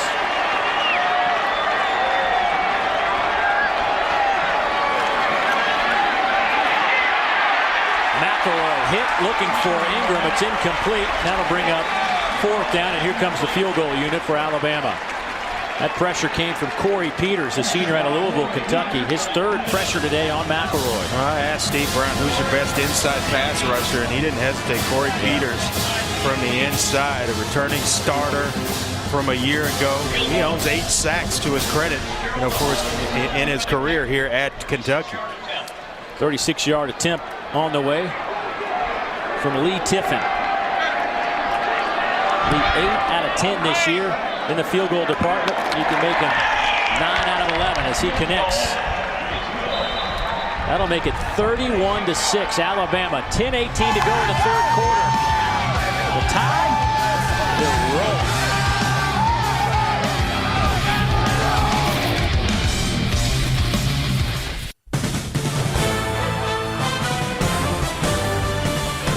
And welcome back to our Wrangler SEC Game of the Week right here on the SEC Network. Dave Neal, Andre Ware, Derek Capuano, glad you could be with us. Alabama leading Kentucky 31-6, 10:18 to go in the 3rd quarter. Lee Tiffin, after a 36-yard field goal, will kick it away for the tie. Into that 20-mile-an-hour wind. Chance for Randall Cobb to field it. The sophomore out of Alcoa, Tennessee, after the 45-yard line. Time to check in with our SEC Network studios. Rob, what's going on? Dave, an upset brewing in East Lansing. Glenn Winston from 16 yards out. Listen to this discrepancy in total yards. Michigan State 330, Michigan 83. It's 26 Spartans. Wow, Andre. Wow. Look at some notable games today. Obviously, that's one of them. And then, of course, USC Cal. See if Cal can rebound. And Oklahoma, Miami tonight at 8 o'clock. I have my eyes on that one, that's for sure. Here's Derek Locke into Alabama territory. Give him 9 on the play.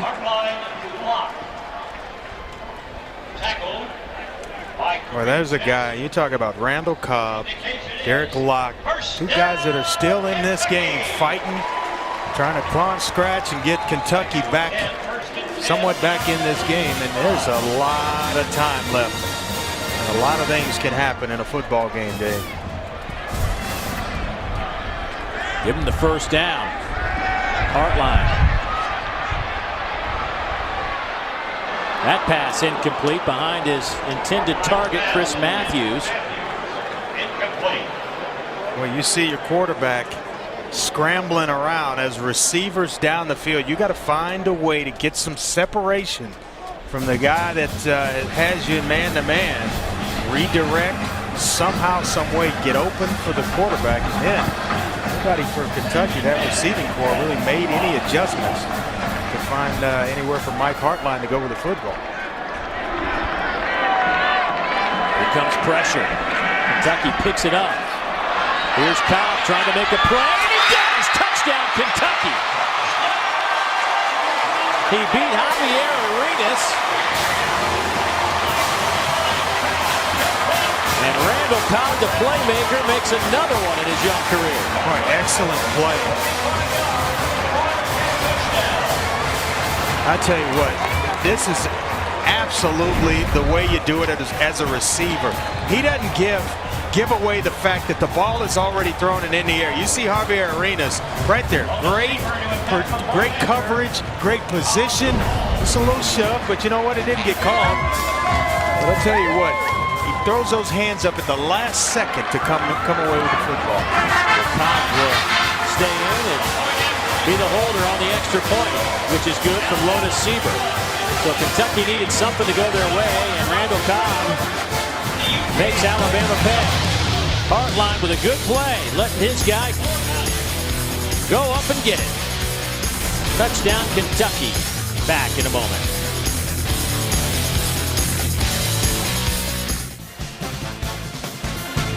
Look at the picturesque blue skies over the library here at the University of Kentucky, a building that Andre and I will never see the inside of. We hear it's really nice in there, and there's a lot of books. That's what we hear. Hey, I hung out at the library a little bit when I was in college. Just a little bit. Just enough, right? Just enough. Well, Alabama gave up the touchdown to Kentucky. A little bit of a spark for the Big Blue. They needed it. Needed something positive to happen for this football team, and it indeed happened there. Big time throw from Mike Hartline. Yeah, talk about somebody who needed something positive to happen. It's Hartline with 3 interceptions today. And you know what? They let him throw downfield. It's the first time he's really gone downfield today. They caught him in a blitz situation, trying to come after him, and had one-on-one coverage on the outside, and he went to his playmaker. Greg McIntosh will kick it away. And here is Javier Arenas, already with a 53-yard kickoff return today. Arenas tackled at the 24-yard line. Well, let's go back and take a look at this this touchdown reception by Randall Cobb. And he's matched against Javier Arenas, and he's in great coverage. You're going to see him right there, just a little bit of a bump to get the separation you need. And I always say, Dave, it's not speeding until you get pulled over. Is that what you always say? Remind me not to ride with you. You can go as fast as you want, my friend, until you get pulled over. Out of the shotgun, McElroy with 9:28 to go in the third. It's Colin Peak, the tight end. Let's take a look at our game summary, brought to you by Woodman of the World Life Insurance Society of Omaha, Nebraska. And a sluggish first quarter for Alabama. Time of possession owned by Kentucky, but they could never take the lead. A couple of field goals, and then, well, the roof caved in. If you're Kentucky, as Alabama took control of this one. Well, the last line right there tells the story. The turnovers, 4 for Kentucky, 0 for Alabama. I think that was preached to us over and over yesterday by the Kentucky staff. We can't turn it over. We have no chance if we do. Well, we've turned it over 4 times. Here's a look at those turnovers. And you'll see the interception here. Mike Hartline throwing back in the middle of the field. Right here, then the fumble. Excellent play again by Rolando McClain. You see him in again on a turnover with an interception of his own. He'll make a play or be part of this one as he tips the football back in the air to Eric Anders. 4 turnovers for Kentucky. And off to the freshman, Trenton Richardson, out of Pensacola, Florida. Trent, coaches said, just came ready to play. Yeah. As a true freshman out of Pensacola. And, you know, you see that more and more, Andre. Guys out of high school are not only big enough and strong enough, but they're able to adapt to the college game. And you didn't see that 15 years ago. Well, he came, talking to the coaching staff, he came with a mentality that he was going to be ready to play. As you mentioned, he spent some time with their running back coach Burton Burns in the summer to really learn the playbook and find out exactly how and the way they want to do things offensively at Alabama. The play fake to Richardson. McElroy steps up, dumps it off to Trent. Trent makes a stutter step left, but a good open field tackle from Micah Johnson, middle linebacker for Kentucky. Time for us to recognize a couple of stalwarts in the classroom. Greg McElroy from Alabama and Corey Peters from Kentucky as our SEC Network Scholar Athletes of the game. ESPN Regional Television will contribute $1,000 to Alabama and Kentucky's General Scholarship Fund on their behalf. Congratulations to both of those guys. Greg McElroy graduated in just 3 years. Smart player. Knows this offense in and out. It shows up on the field. Hand off to Richardson. Richardson had an electrifying 52-yard touchdown run last week against Arkansas when he broke 5 tackles. Well, we talk about Mark Ingram so much, but he's not a bad guy to put in and spell Mark Ingram. Almost 7.5 yards a carry for the season and 4 touchdown runs to go along with it. Not bad for your freshman year, is it? No. Well, you know, he had a 419-yard game in high school running the football. Here's that pistol formation. And here's Trent Richardson on second down. Richardson on the carry. On that play, the middle of that line. Making the stop, Calvin Harrison coming up from the safety spot to lead the charge for Kentucky. You know what I like about Trent Richardson most? Is that there really isn't a whole lot of wasted movement. When he sees it, it's just like Mark Ingram. I mean, it is full throttle and full steam ahead. saw the one instance down around the goal line where it almost cost him a safety where he tried to make a guy miss. Usually he's delivering the punch, though. He came right back, learned from that, and the second time he got the football down there, it was pad level low and running. It's Colin Peak, the tight end. Shoves one defender aside and picks up the first down to the 32-yard line.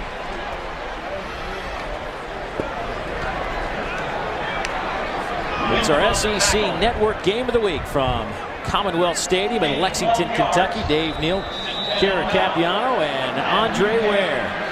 Look at Mark Ingram's numbers today. 11 rushes, 94 yards, couple of touchdowns. Randall Cobb, 13 touches, 174 yards.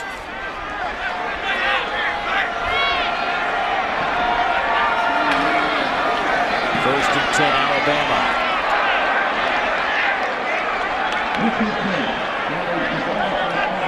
That'll bring up a second down as Trent Richardson getting a lot of the work here in the third quarter. Well, Andre, this is, you've made the analogy, this is a snake that'll let you get close, and as soon as you get close enough, boom, they bite and they attack. We've talked about Alabama perhaps being the best team in the country, maybe at this point. What are you taking away from 3 quarters of football here? Well, they're so good in all 3 phases of the game, offensively, defensively, and as well on special teams. That's why I think they're the best football team in the country. McElroy over the middle looking for Richardson. That's incomplete. That'll bring up a third down situation. What is it about this Alabama team that you like so much? Well, you know, they stick to the plan. They have a game plan coming into the football game, a solid play at quarterback from Greg McElroy. He's not a game manager. He can change the game at a snap of a finger. 2 really dynamic running backs that are of similar style and a big physical offensive line. So they will wear you down. They don't make mistakes. There's not a turnover in the football game. They don't allow the quarterback to get touched. Only 4 sacks on the season. It's a great, great football team from top to bottom. Here's Upchurch off the right side. He'll pick up the first down.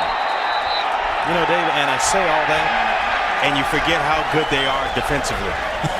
Second in the country, and maybe one of the best players in the country as well in Rolando McClain. And we might have another few yards added on to this one as it looked like Calvin Harrison came up and put a late hit on Upchurch when he stepped out of bounds.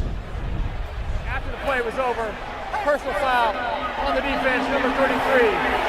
Penalty was enforced after misses the goal. And it was automatic first down. Well, you'll hear me say all the time, coaches can live with penalties. If they're effort penalties, it's the bonehead penalties that drive coaches crazy, like that right there. Unnecessary, and there's been a couple of personal fouls throughout this ball game that have really, really cost Kentucky field position and you don't need to add any energy to this Alabama football team. They don't need it. They're good enough already. With a toss to Trent Richardson. Ooh, big hit at the 8-yard line. Sam Maxwell, 250-pound senior out of Hartwell, Georgia. Made a pretty good lick on the true freshman. Yeah, Big Sam, he's been suffering from turf toe, but he didn't show any effects of it right here. You'll see him right here, Trent Richardson trying to get the corner, but that is how you tackle, my friend, right there. Leading with the pads, bringing the rest of it, and making sure you wrap up. 12th play of this drive. Demoralizing. McElroy, the throw over the middle, looking for Jones, batted in the air. And Sam Maxwell, who Steve Brown, the defensive coordinator, told us yesterday, asked him, give me a little something on Sam, and he says he's got a little bit of everything you want in a linebacker. Yeah, he played a big role against Louisville early in the season, had an interception in the 4th quarter that kind of sealed the deal for Kentucky, but right there, just getting a hand on the football. They're trying to go to Julio Jones down close, big frame, get to your big time receiver. And now they got him matched against Randall Burton out here wide left. To the corner, touchdown Alabama, Darius Hanks. His first touchdown reception. He beat Martavius Nellums to the corner of the end zone. You get so carried away and concerned about where Julio Jones is, and you forget all the other playmakers that they have here. It's what we could refer to as a smash route. You get a little underneath route at 6 yards and then a corner route over the top. And if it's timed perfectly, the defensive back is defenseless. Martavius just a little bit late in coverage.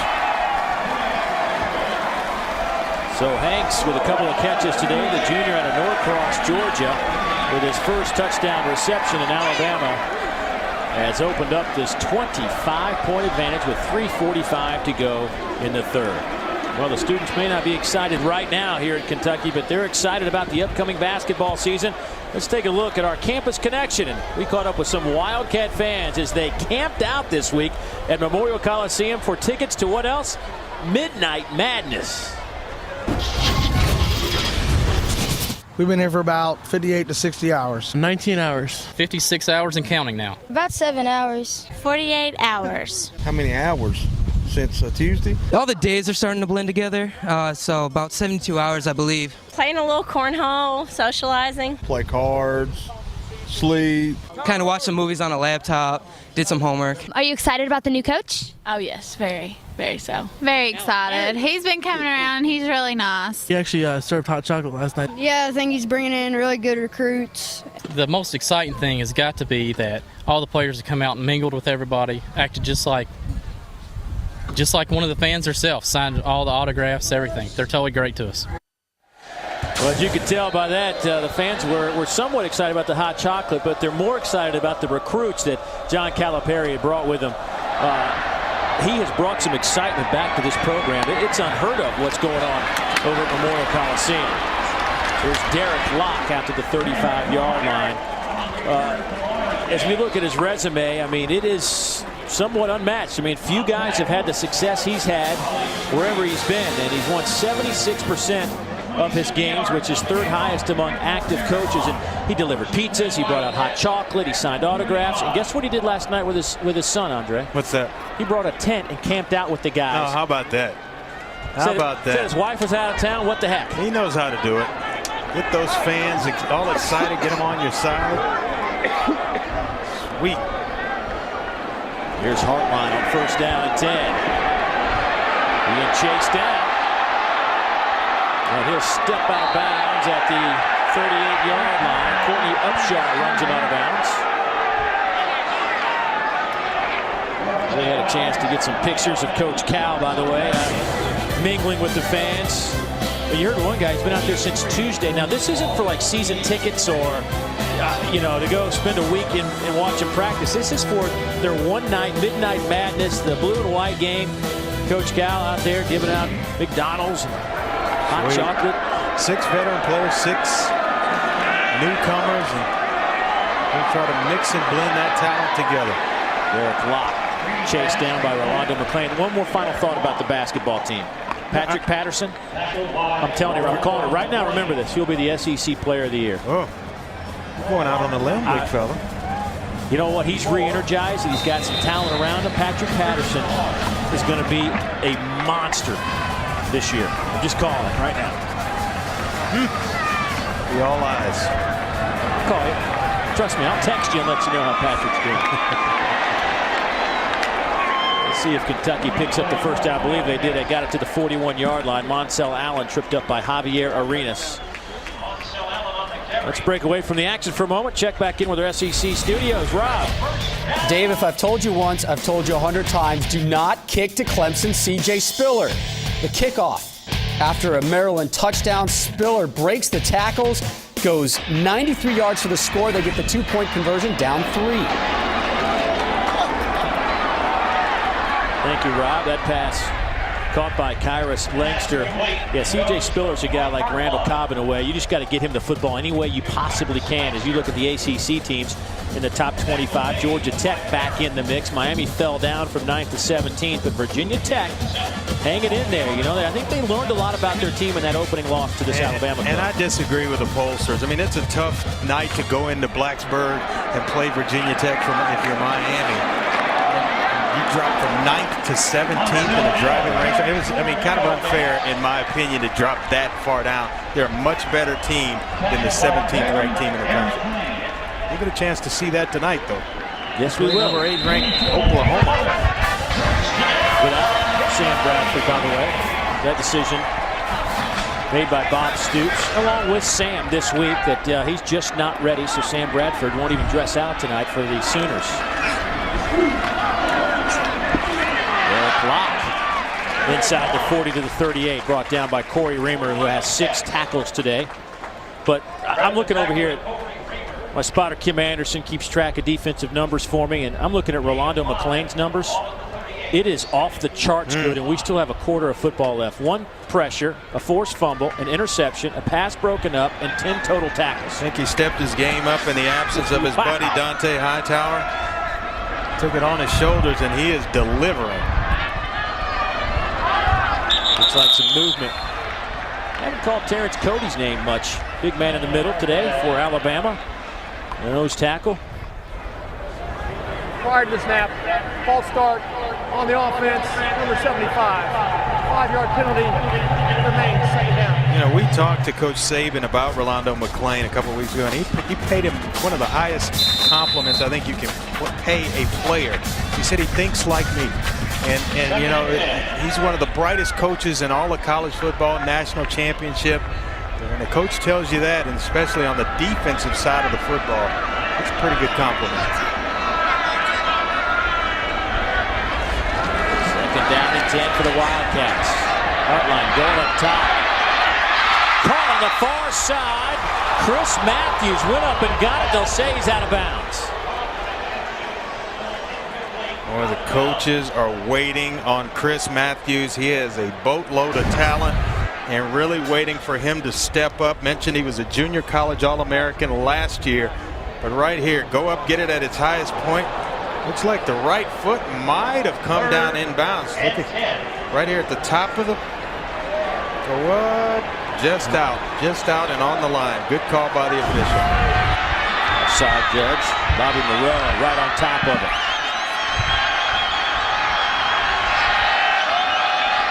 Now it's 3rd and 10 Wildcats.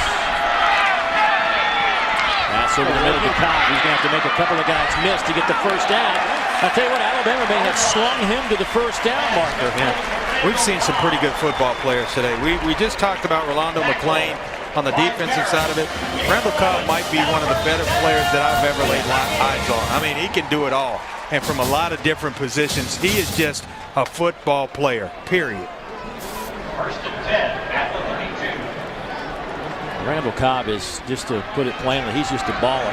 I'd go to war with him. Here's Locke. Derek Locke ran into his own man. Tried to bust it to the outside and get the corner of the end zone, but ran into his own guy. Big time center in the middle, going to pull around here and get a good block for him, and now it's just Derek Locke. Number 72, Zip Duncan down the field. If he doesn't run into Zip, he may be dancing in the end zone. Here's Locke again. Makes a man miss. Yanked down at the 13-yard line by Javier Arenas, who I think is an underrated corner.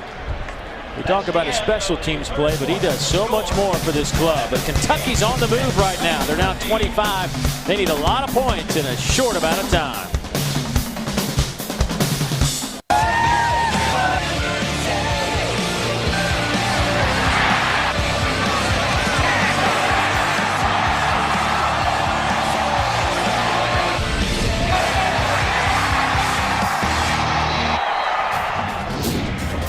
Third-ranked Alabama, 38 points on the board through 3 quarters, but Kentucky driving. Their 11th play of this drive coming up right here on 2nd down and 6.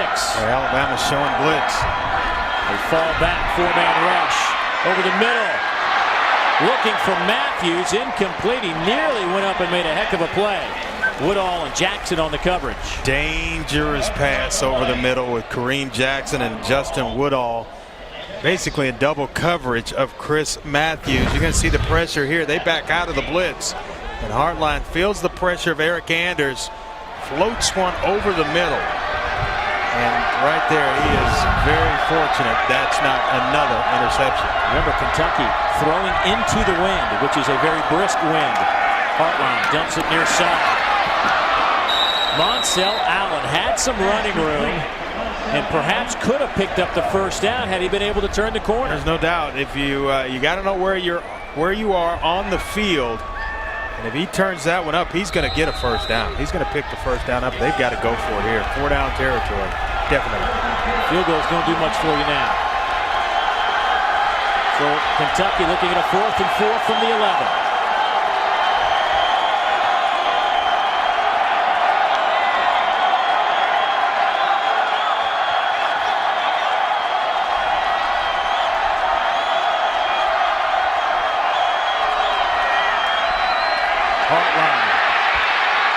Still scrambling. Will run for it to the 5. First down, Kentucky. Boy, Hartline did not want to run it. Yeah, he took a little bit of a hesitation step there, and then realized where he was on the field. Big Josh Chapman brings him down, but not before he's able to pick up the first down. You see him here, still looking. Now just tuck it. At that point, you picked it up. Go ahead and slide. Don't take that unnecessary punishment. First and goal. Here's Locke. Off right guard, gets it down to the 2-yard line.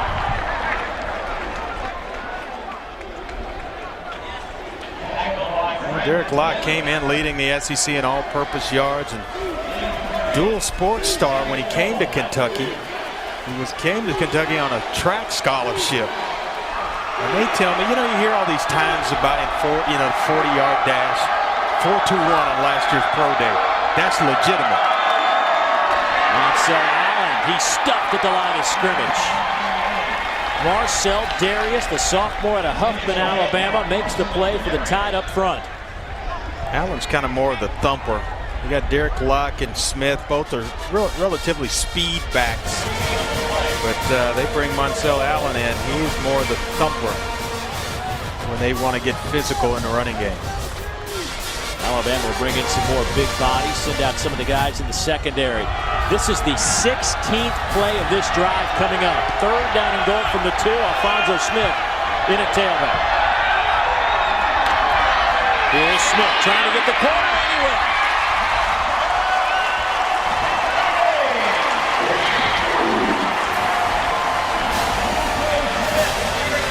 Well, they don't call John Connor the best blocking back in the SEC for nothing. And I tell you what, he sealed the left side of this offensive formation and allowed Alfonso Smith to walk in. Watch him right here as he's just going to seal right on the left edge. Watch this block right here on Courtney Upshaw, which allows Alfonso Smith a nice little walk in to the end zone. Severs' point after is up and good.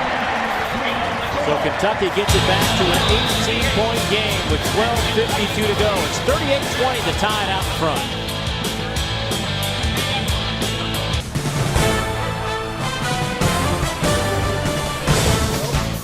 Looking at historic Keeneland Racetrack here in Lexington, Kentucky. Perhaps the only thing more famous than Big Blue basketball is the horse racing that will actually get underway again October 9th. Oh, about, say, 5 miles from campus. And these folks will be clamoring for some of that horse racing. Tell me, the thing to do on a Saturday afternoon, horse races, and then come on over to the Kentucky Wildcat football game. Bad way to do things. Not a bad way to spend a Saturday, that's for sure. Well, Kentucky just had a 16-play drive, 65 yards, and they scored a touchdown without Randall Cobb even touching the football. As the wind blows over the football off that tee one more time. We've seen that just about every time we've had a kickoff today. It is windy.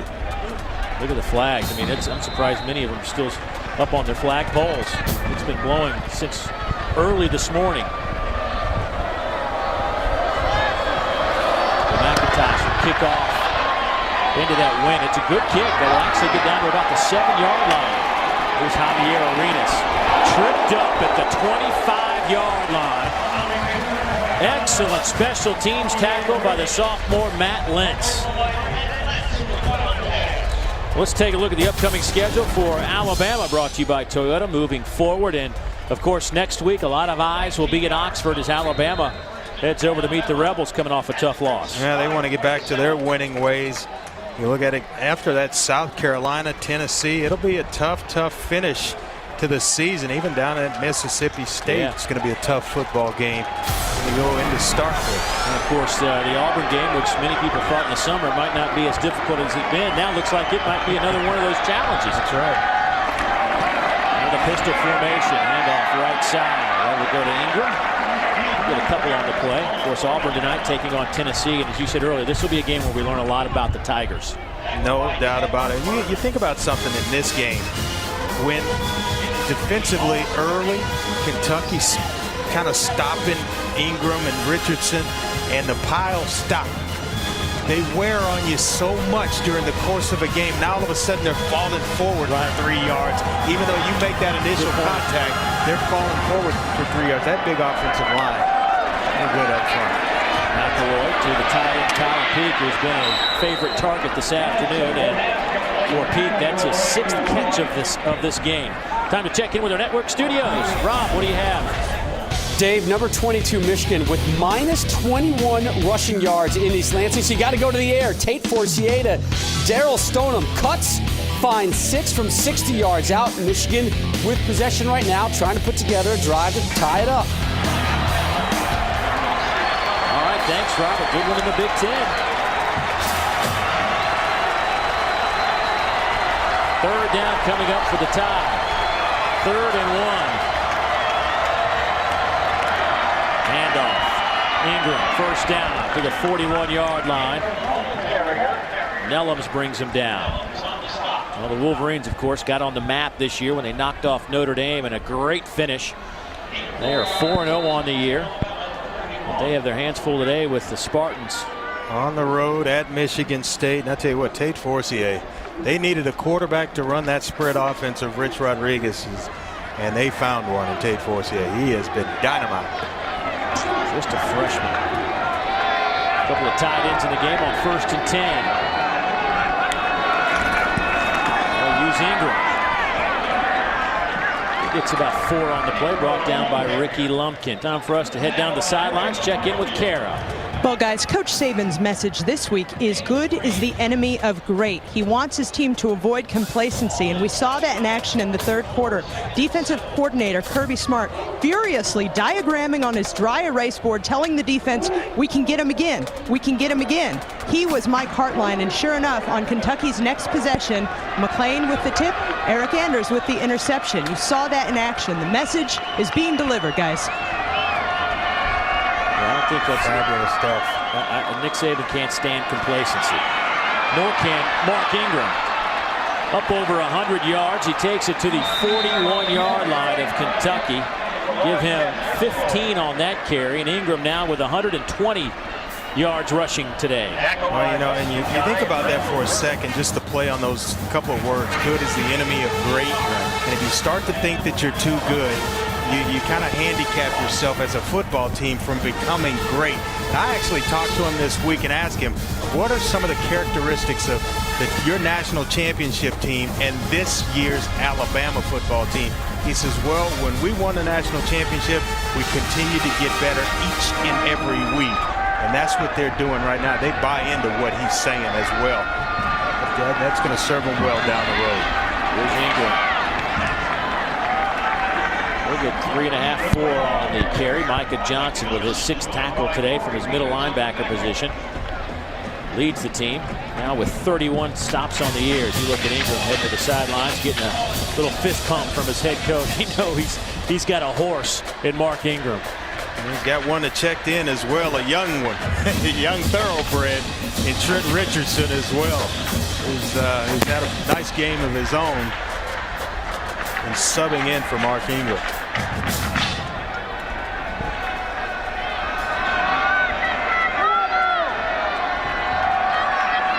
Here's Richardson. Nowhere to go. Stood up at the line of scrimmage. Well, it's never too early to start talking Kentucky basketball. Don't miss the chance to see Coach Calipari's team take on UConn in the 3rd annual SEC Big East Invitational held at Madison Square Garden on December 9th. For tickets and travel, visit secbigeastinvitational.com. 3rd down and 6. 8:40, clock moves.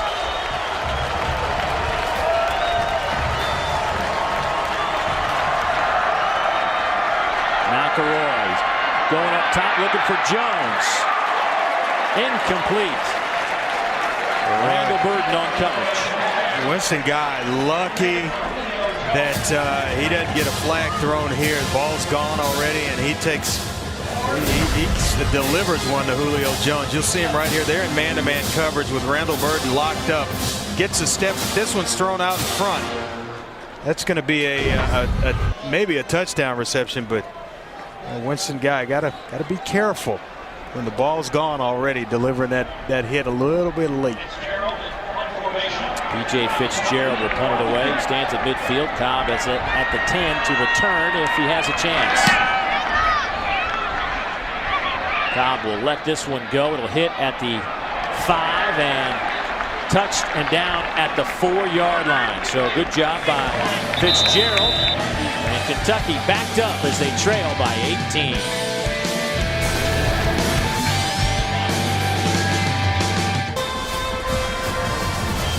Some Kentucky fans still having a good time despite the fact that their club's down 18 with 8:15 to go. Wildcats backed up inside their own 5. Here's Hartline, little inside handoff. Derek Locke takes it out over the 5 to about the 8-yard line. Take a look at our Polaris ORV hardest working player of the game. And Andre, we both agreed that it would be this man, number 22, Mark Ingram. Yeah, you know, I don't know anyone else who's worked any harder. You see him there breaking tackles, catching passes. Just when you think you got him bottled up, he'll find a way to get to the end zone. Look at this run. That's the most impressive run I think he's had the entire day. Swing it out over the 15. Javier Arenas runs him out of bounds. Javier with 8 stops today, but there's a look at Mr. Ingram. His numbers today pretty impressive. 16 for 124. Also has a reception. The team leading pass catcher on the year. And when you have him at tailback, you can do a lot of things. Yeah, you know, they would just as soon have Julio Jones become the leader in receptions on the team or someone else other than Mark Ingram. Hartline being chased, and that ball isn't picked off. They'll say no.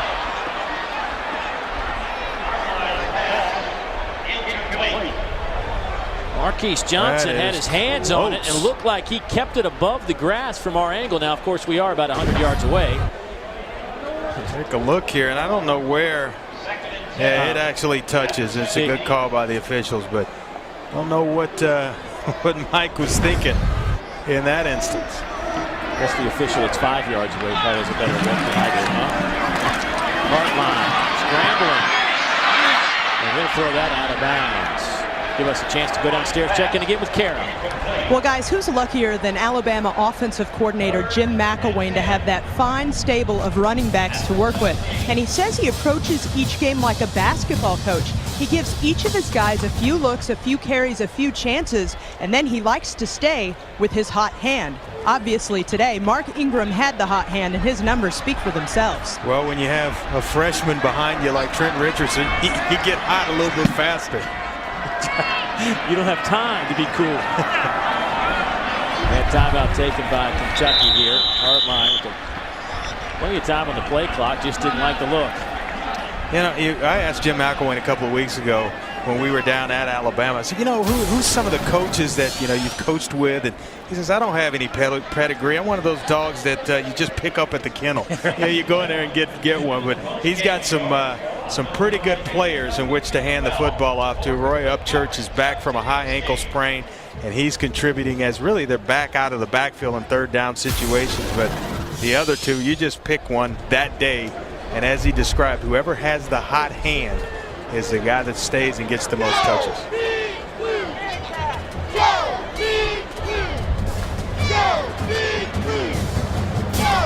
Time now to take a look at our Liberty Mutual play of the game, and it was a game changer late in the second quarter. Right here you see Rolando McClain forcing that football up into the air, and Courtney Upshaw all the way to the end zone. That's the play of the game, and I think that's when it really changed in the favor of Alabama. They had just gone on a 97-yard touchdown drive, and the first offensive play from Kentucky is that play of the game we just saw. They went from a 7-6 game to 21-6. And out of the timeout, looks like Justin Jeffries might have popped up out of his stance. Prior to the snap, false start, offense number 76, 5-yard penalty. It remains 3rd down.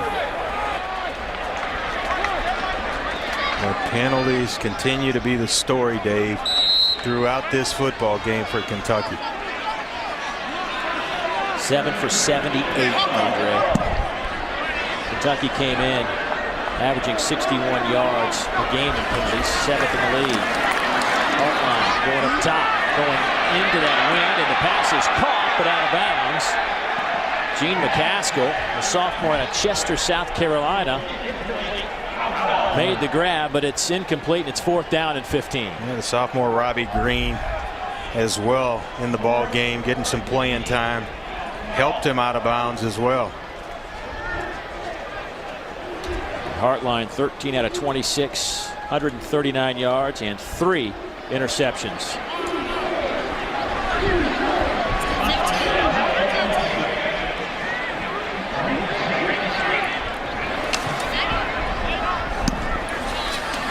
Lotchka punts it high in the air into the wind. Arenas fair catch at the 45-yard line.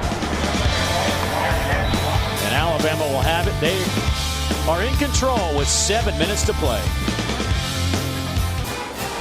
Alabama with the football, leading by 18 with an even 7 minutes to go in the contest. From Lexington, Kentucky, Dave Neal, Andre Ware, Kara Capuano down on the sidelines. Slow, sluggish start for Alabama.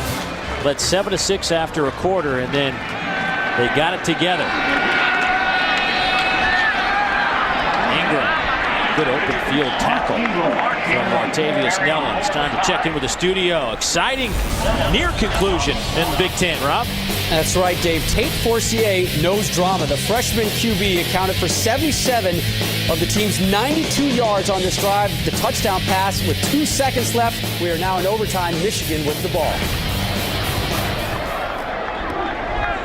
Tate Forcier, boy, he has a knack for the dramatic. Well, the legend continues to grow, doesn't it? It's amazing the last 3 weeks for Michigan how clutch Tate Forcier has been. Here's Ingram. Gets it to the 36-yard line. Calvin Harrison in on the tackle. Some top 25 games to keep an eye on today. Of course, later on this afternoon, tonight, I should say, USC and Cal, number 7 versus number 24. Cal just embarrassed by Oregon. And now Oklahoma, number 8, taking on 17th ranked Miami down in Miami. Indiana, I think, had a tough matchup last week against Michigan. They had to come from behind Michigan had to come from behind to beat Indiana, so that won't be an easy game, or it'll be a tough one for Ohio State today. 3rd down and 2 for the Tide out of the I formation. Here's Ingram. I think he got that 1st down. Mark Crawford comes up to make the play. Looks like he's going to get a favorable spot here. That big offensive line, that was an area of concern for a lot of people around the Alabama program. How are they going to replace 3 really good football players up front, Andre Smith, Antoine Caldwell, and Marlon Davis. And I'll tell you what, they've done a fabulous job of kind of putting that thing together and having it have this type of success. They came in, Dave, averaging 490 yards of total offense, and numbers that you're not known for at Alabama, 40 points per game. It's amazing. A little bit shy of that 1st down, but James Carpenter, a junior college transfer, has really come in to help solidify that tackle spot. Departed by Andre Smith, came in from Coffeyville Community College. And how often do you hear of an offensive lineman being the team's offensive MVP? Well, that's what he was at Coffeyville last year. And he said he came to Alabama because of the challenge. He knew he was stepping into some huge shoes, and, well, he wanted to show people he could play at this level after getting only one Division I scholarship offer out of high school, and that was to Iowa State. Quarterback sneak. And that'll be good enough for the 1st down. Greg McElroy.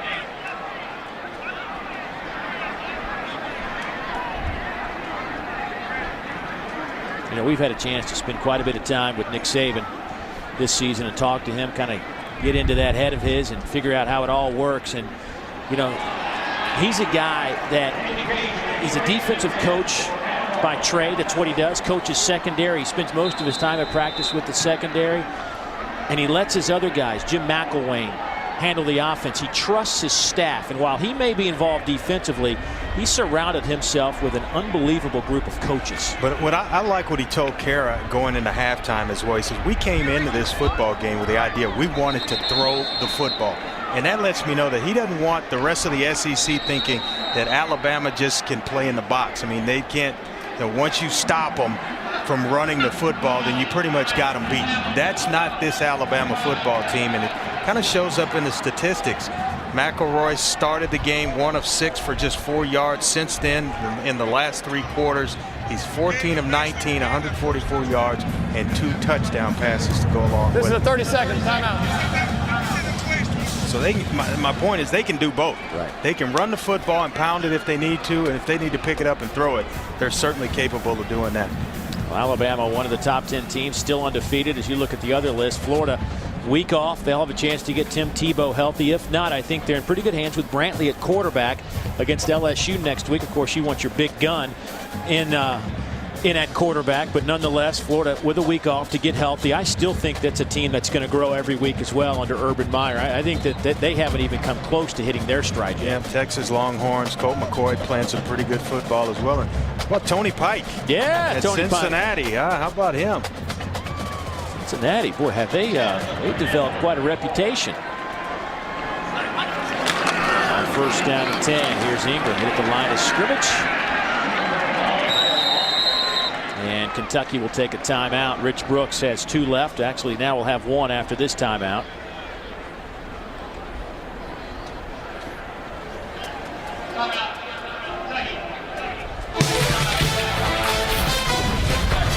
Today's SEC Network game has been brought to you by Polaris. See the hardest working, smoothest riding off-road vehicle now at your local dealer.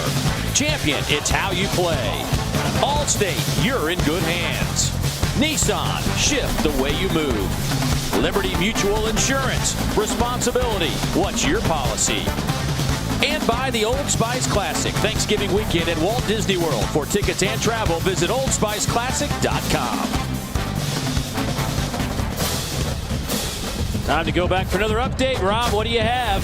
Dave, a wild day across the Big Ten. Nothing bigger and more exciting than an East Lansing. Tate Forcier with that touchdown with 2 seconds left to forced overtime.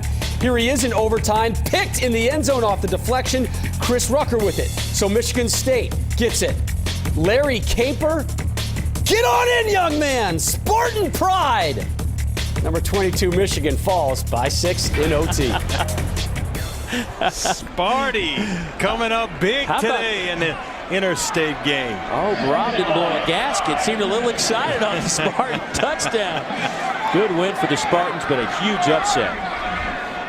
Just getting themselves back in the top 25, and they'll be out again after today's loss to Michigan State. Michigan. Ingram left side on second down. Has a wall of blockers, and Kentucky strung it out and played it beautifully. A couple of yards on the carry by Ingram.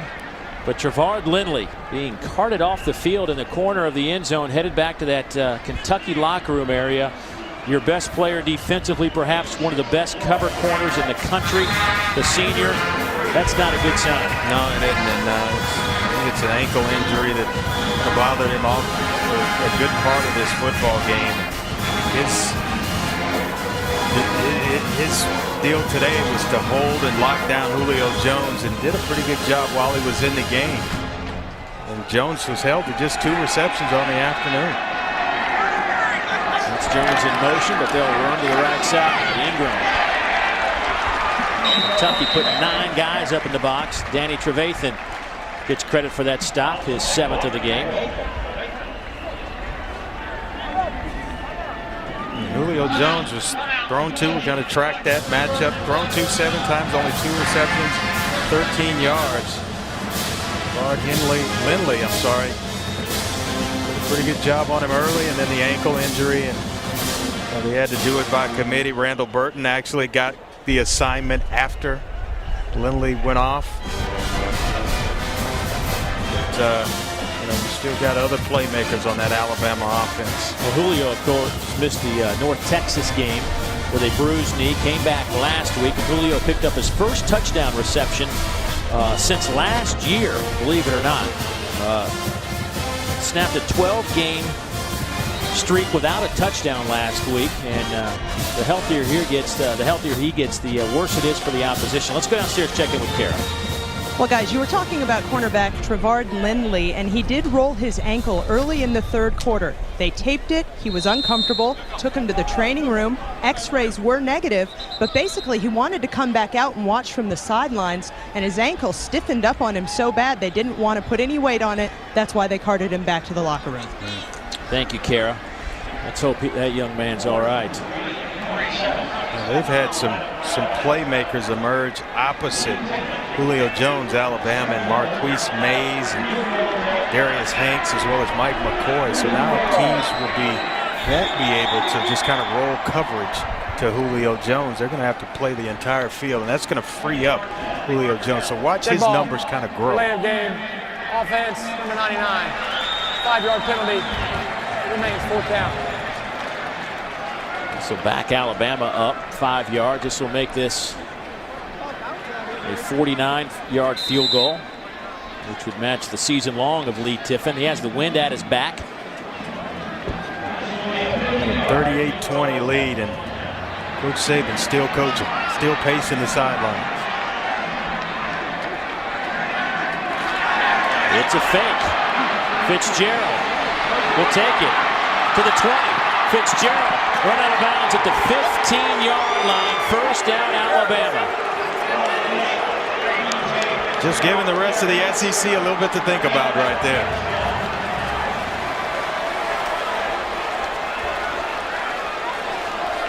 Is that a called fake, or is that something you think P.J. Fitzgerald I think saw? it's definitely a called fake, and here's why I think it was called. They're just trying to run the clock out. You think, oh, they're trying to run the score up. If they were trying to throw it for a score, then I would agree that yes, it's running the score up. This is basically, we're going to keep the football and make sure not give you an opportunity to score anymore and run the clock out here. Out of the pistol formation again. Here's Ingram off the right side.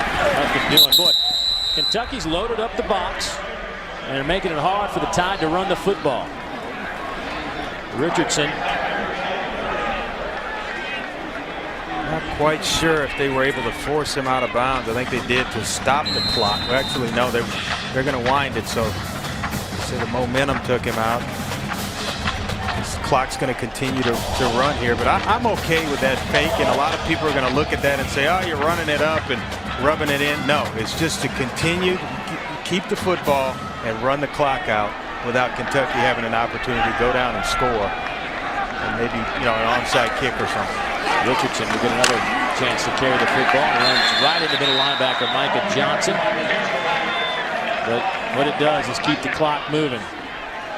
Time to take a look at our Wrangler 5-star player of the game, and it's got to be this man, 25, Rolando McClain. What an afternoon for the middle linebacker. Yeah, an interception. He was in on a pass breakup. He had 10 tackles, a pressure on the quarterback, and forced a fumble. He was all over the field today, and I have no problem whatsoever awarding him as our player of the game. He is just a stud. And an excellent human being as well. Yeah, good guy. Enjoyable to talk with. He's got it kind of figured out. As a young guy, he kind of knows the priorities. He knows what's important. He knows that hard work gets you places. He's a great leader. What? And on top of that, sometimes, guys will quit listening to you if you're just on them all the time and just kind of pounding it away. He knows when to loosen up a little bit and crack a joke and just kind of, ease the mood of practice, a hard practice. So you enjoy having guys like that on your football team.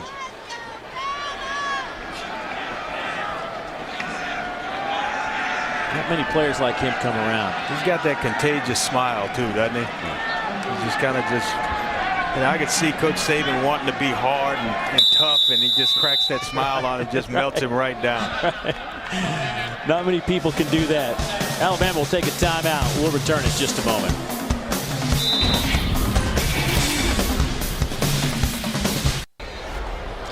think that look pretty much says it all for the Kentucky faithful. It's been a tough ball game. On 4th down, Alabama will throw it to the end zone. Incomplete. Looking for Mike McCoy. It's incomplete on 4th down, so Kentucky holds, and they will get the football back with 1:26. Throw a fader out. I don't know if I agree with this call. Maybe run the football. The clock continues to run, and then you get the change of possession. But right here, clearly unable to come up with a football. Just run it.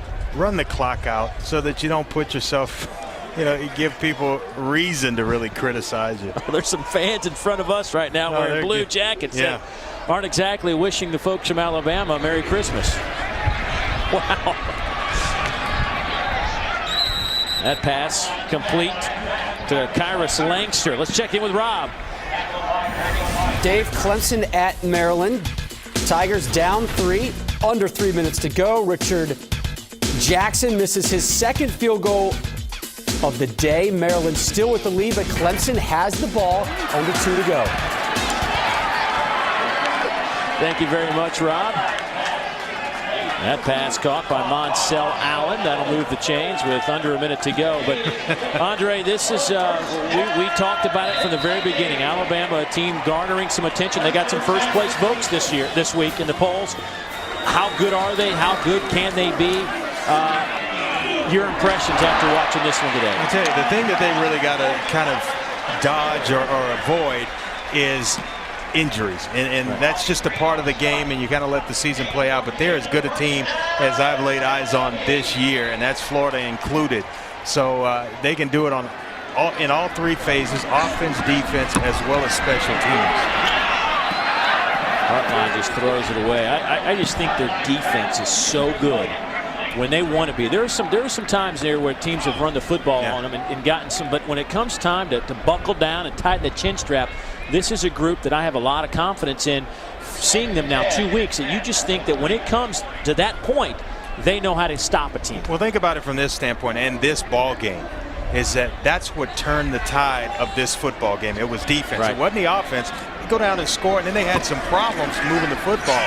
But then you had the forced fumble by Rolando McClain, and then all of a sudden, right before halftime, that's when the culture of this game really took a change. McClain with another stop for Alabama. The clock moves at 20 seconds, so this Alabama team will go to 5-0 on the year, and they have now won 18 of their last 20 football games.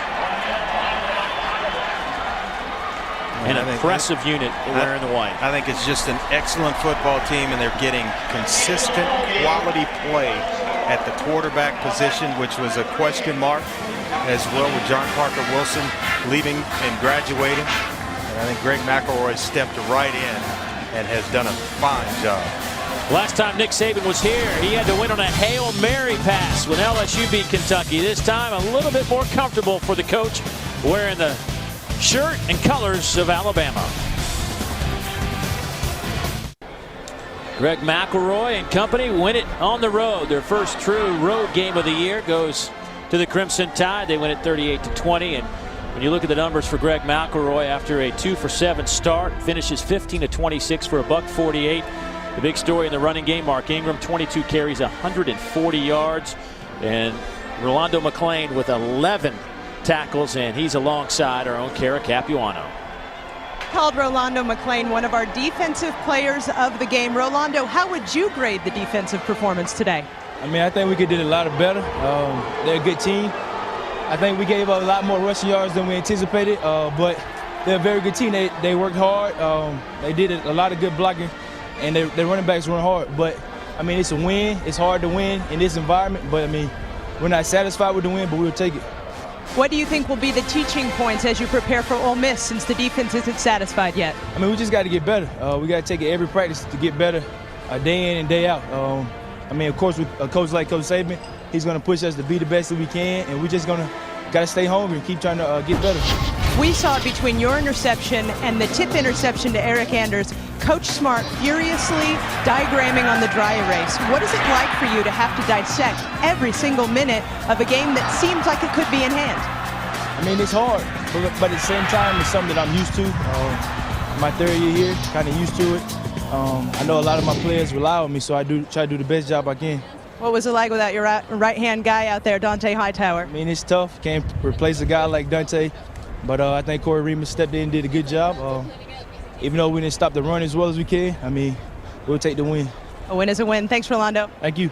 Dave, let's send it back to you. You heard what he said. It was tough without his right-hand guy out there today, but they seemed to survive it okay. I think they did just fine. But there are some, this is in a roundabout way, Andre, not a bad thing for Alabama. They have some things that they can work on this week as they get ready to take on Ole Miss next Saturday. Well, the thing that he wants to guard against, and that Coach Saban, is complacency in this team starting to, read its own press clippings and start really feeling good about it. I think there are just enough things that happen in this football game where they won't get complacent. They'll go to work this week and get ready for Ole Miss. Alabama 5-0, ranked third in the country. Knocks off Kentucky today 38-20. That's our final score. Be sure and join us again Saturday at noon Eastern for our SEC Network Game of the Week presented by Wrangler. Our final score again, 38-20.